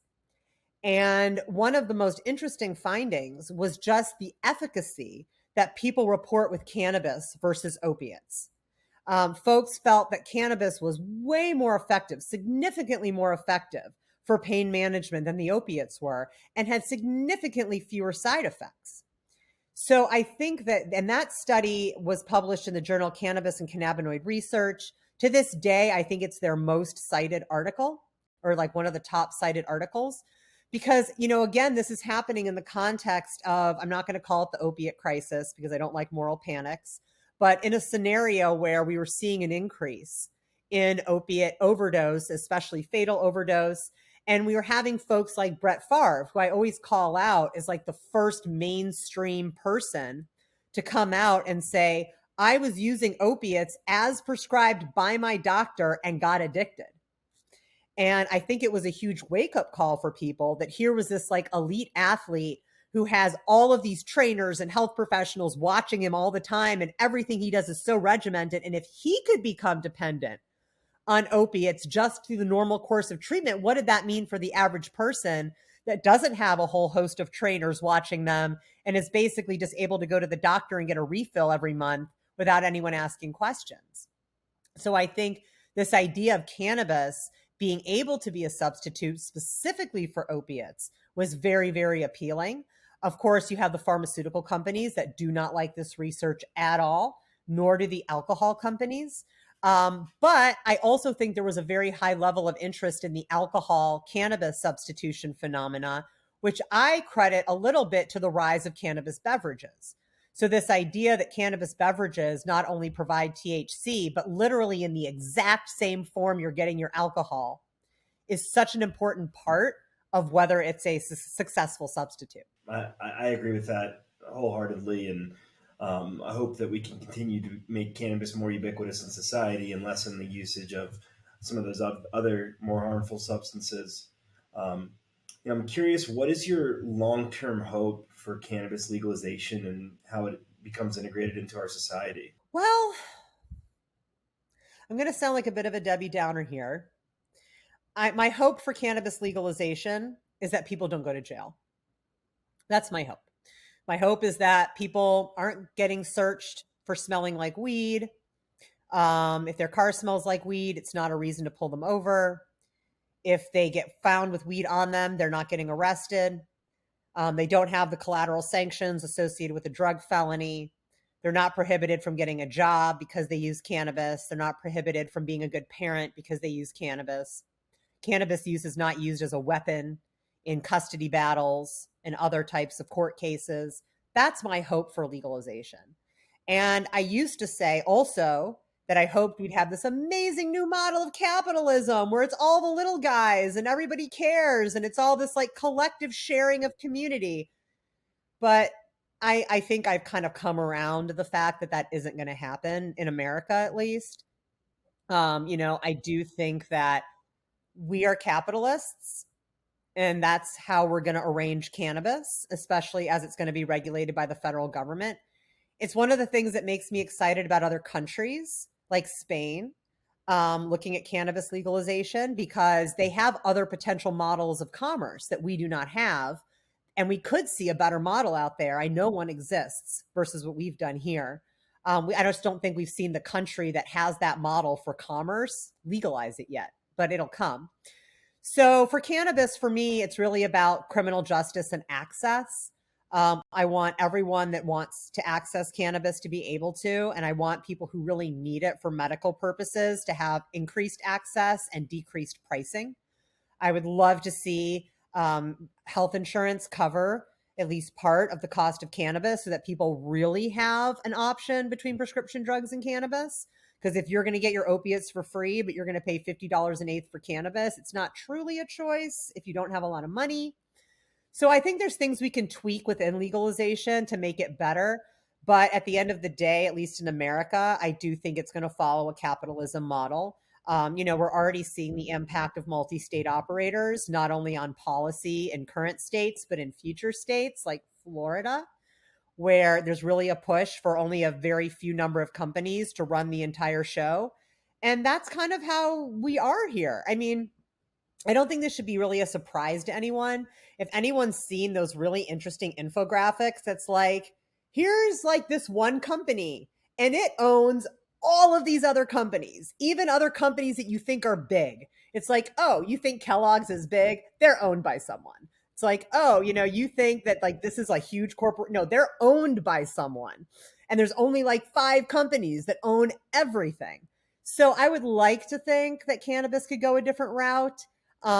It doesn't look that way. I know we were kind of counting on the consumer rejecting that model, but the reality is the consumers are like Gen Zers and millennials, and they're not as interested in the kumbaya collective cannabis culture as the Gen Xers and the boomers.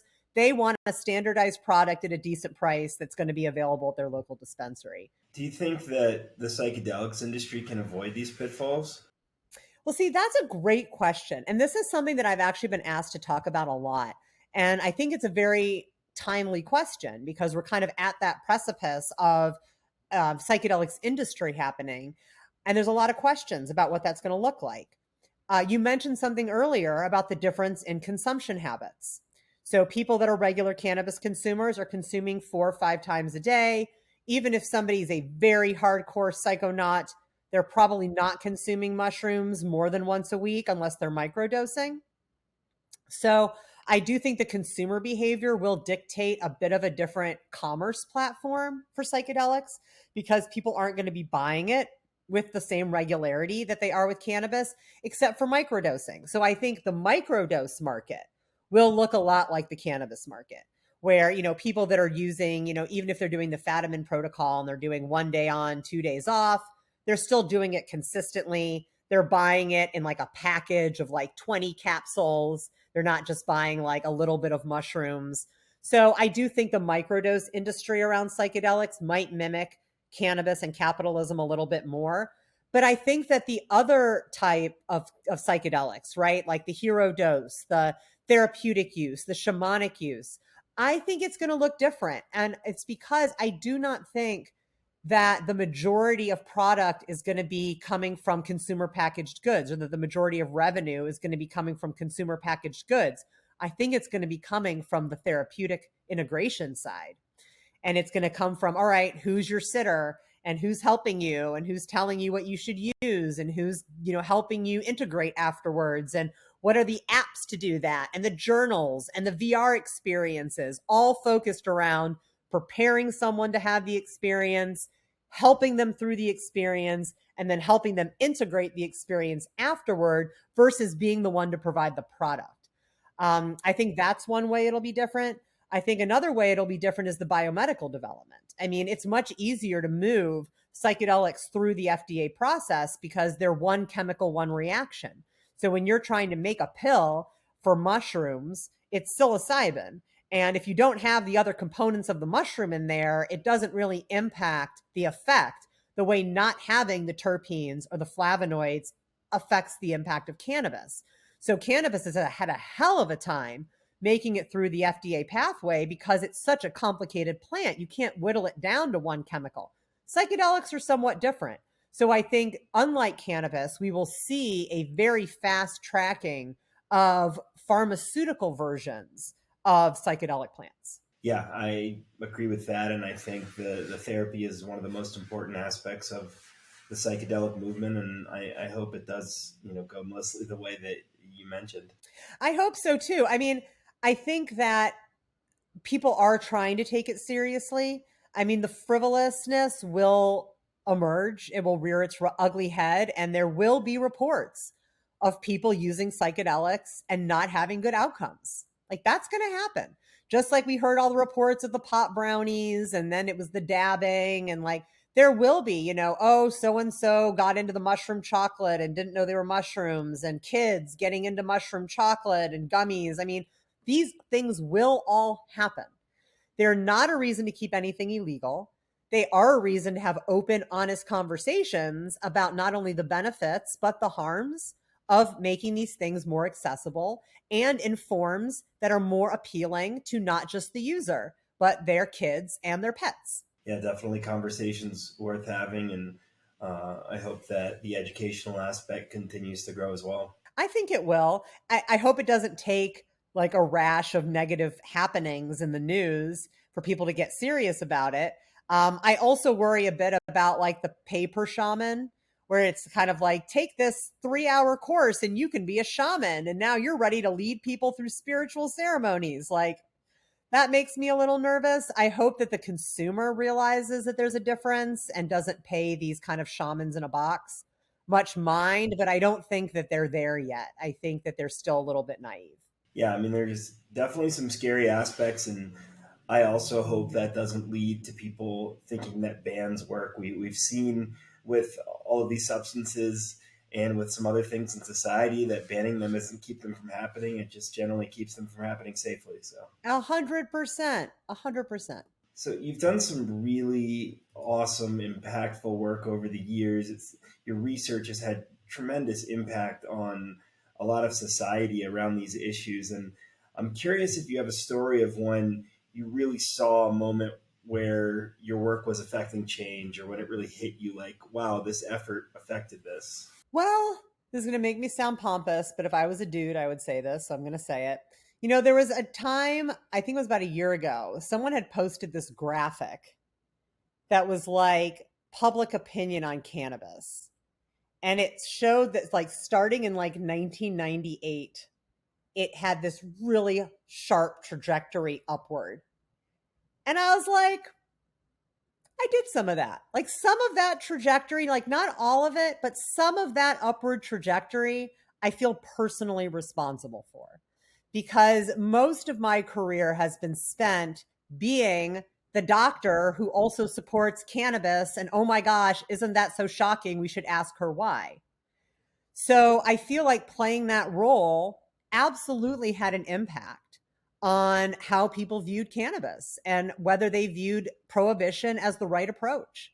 So, I know that it's an ocean that I'm claiming, that I, created an ocean, but I do feel that my work had a very large role in getting us to where we are today, going from complete prohibition when I started to, over half the country living someplace where they have access to legal cannabis in not that long of a time. Yeah, I mean, it really has been remarkable, and thank you for your efforts in that. And I'm glad that you recognize that, because they have been really impactful. Well, thank you. Absolutely. And you talked earlier about how much you appreciated mentorship and how you provided to others. Now, is there anyone in particular that you want to highlight as a particularly impactful mentor? Well, I already talked about Ethan Nadelman, and I talked about Rob McCoon, who I did study under when I went to Berkeley. But I really had some amazing female academic mentors coming up. And I feel very, very fortunate, because in academia, it's a lot of men. Social work tends to be a little bit more female oriented. But I mentioned Lee Kaskudis, who was my supervisor at Alcohol Research Group when I was doing my doctoral dissertation. which was funded by the federal government, by the way. They thought they were just funding a predoctoral fellowship. They did not know I was doing research on cannabis, but it's probably the very first federally funded study on medical cannabis dispensaries. They just didn't know that that's what they were funding. But after my study was done, I was part of a press conference in San Diego, and I mentioned my research. Well, the federal government called Lee and they were like, this woman is a federally funded researcher. She cannot be saying anything positive about cannabis in the press. And Lee was like, she conducted this research. She's allowed to report the results of her research, and there's no way you can tell her not to.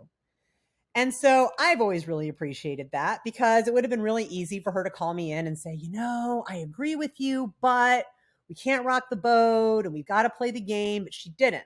She stood up for me. So I've always appreciated that. And then I had two really amazing professors at Berkeley, Eileen Gambrill and Lorraine Medanek. Lorraine was my dissertation chair, and she's really kind of like was my mentor the whole time I was at Berkeley. And she studied drug policy like back in the day. Like she was at UCLA, she was at Johns Hopkins. And really, before anybody was willing to say that drug policy should be challenged, she was out there talking about it from a public health perspective. So I really appreciated her mentorship. And then Dr. Gambrill is one of the most well-known people in the world on the topic of evidence-based practice, that if you're going to do some kind of practice in mental health, it should be based on what the science says. And she wrote so many textbooks on this. Going to social work conferences with her was like going to the Oscars with Jack Nicholson. Like everyone knew who she was. Everyone waited in line after we were done speaking to like tell her how much they loved her work. And she basically taught me to question everything. And this was before we had fake news, and this was before people really needed to pay attention and have critical thinking. And she really taught me how to analyze information. And when you're so used to propaganda, so secretly and sneakily making its way through your discipline, you have to be good at not only like knowing what that looks like, but being able to articulate to other people why it's propaganda. And so she was so good at that. And I just really appreciate that lesson, because it's something I use every single day, even now, in my work. Well, thank you for sharing that. It's cool to see the kind of impact that people like that can have on an individual that then impacts the world. Yeah, you never know. That's why, and that again, that's why anyone that wants to meet with me, I always say yes, because I've had these amazing experiences over the years where someone will either get in touch with me, or I'll run into them somewhere, or they'll meet someone that knows me and they'll say, oh my gosh, like 5 years ago, Amanda probably doesn't even remember me, but I asked her at a conference if we could have a meeting, and that changed my life. And then I went on to do this. So it's like, you never know. And I think that part of being an advocate, part of being an activist, is planting seeds that you may never see grow, but knowing that you're planting them and that that's your job. And that's what I've always felt. Yeah, it's beautiful. Thank you for sharing that. And if you'd like, you can ask me a question. All right, I have a question for you. What's your favorite drug? That's an interesting question, because there's so many different ways you could go with that. I would say at this moment in my life, I mean, I love cannabis. It's a big part of my life.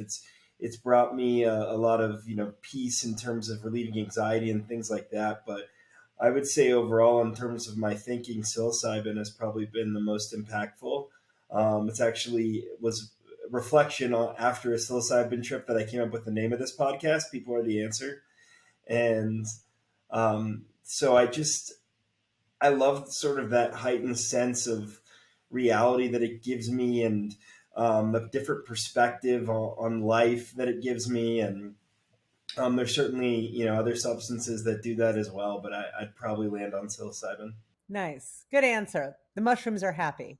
Yeah, right. I mean, I believe in the power of fungi in general, and that they're potentially, one of the smarter species around.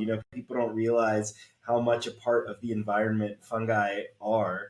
And when you tell me the mushrooms were speaking to you, like I truly believe they were trying to send a message. And maybe some people that listen to this think I'm crazy that aren't into the drug stuff, but No, you're not crazy at all.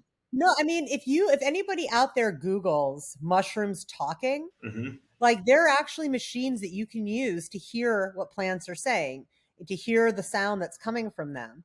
And mushrooms absolutely talk. The whole mycelium network, I mean, they're talking to each other. For anyone out there that hasn't seen Fantastic Fungi, I highly recommend it. It's Mm. just such a fascinating way to learn about mushrooms, and not just the psychedelic kind, but all the mushrooms. They're just such an interesting species. Yeah, absolutely. Fantastic fungi. Highly recommend it.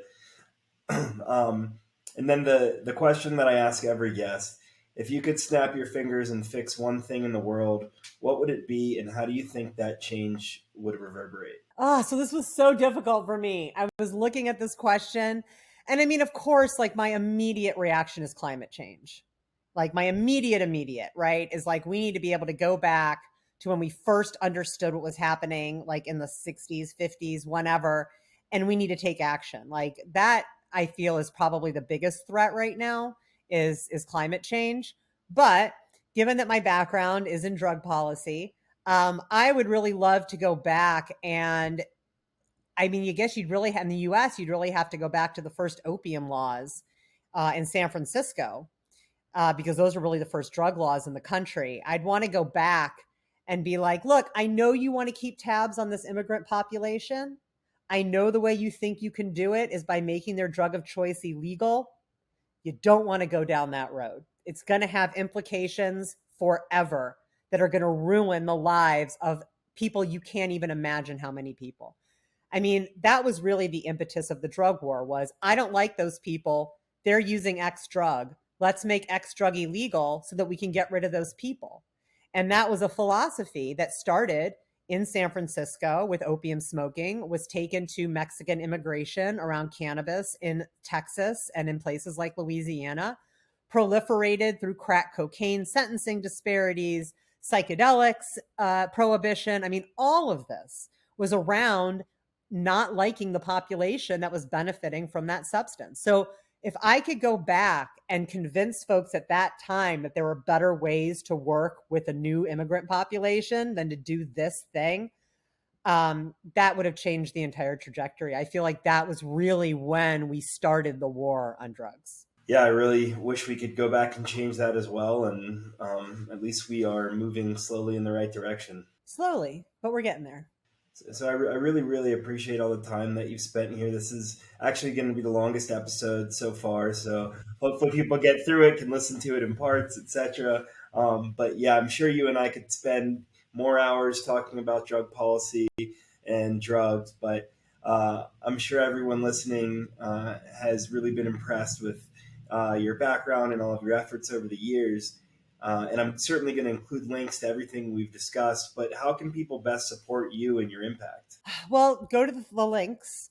So, check out Personal Plans, check out Sacred Garden, check out New Frontier Data, all of the amazing reports that they do and the webinars. But, I would say, and, find me. I'm on social media and follow me, and I do things and say things. But I would say if you really want to support this work, talk to people about drugs and not in like a ooh he drugs kind of way, but in a real discussion kind of way. Like I feel like we're grown up enough now. Carl Hart has that amazing book Drug Use for Grown-ups, which I love. I mean, Carl Hart, again, also one of my amazing like mentors and heroes in this space. But it's time to stop giggling like we're 13-year-olds and we just saw a naked woman, right? Like we have to have honest discussions about mental health, and we have to have honest discussions about cannabis. And, we can have a whole other show, but nothing is harmless. And I think sometimes in an effort to combat the horrible stereotyping and negative messaging from prohibition, those who support cannabis kind of go the other direction, or everything's fine and everything's good and there is no limit and everyone should have everything. And of course, we know that's not true. And Eileen Gambrell would say that's bullshit. Like, really critically think about what beneficial and harmful use of substances looks like. And so I think the more discussions we have with each other around this and like honest discussions, the better off we're going to be when and if we increase access to these amazing plants. Couldn't have said it better. And Amanda, thank you so much for your time. Really appreciate it, and excited to continue our own conversations. Yeah, my pleasure. It's been such a great conversation, and I really appreciate you having me on. Thanks for listening to this episode of People Are the Answer. To find out more, go to peoplearetheanswer.com.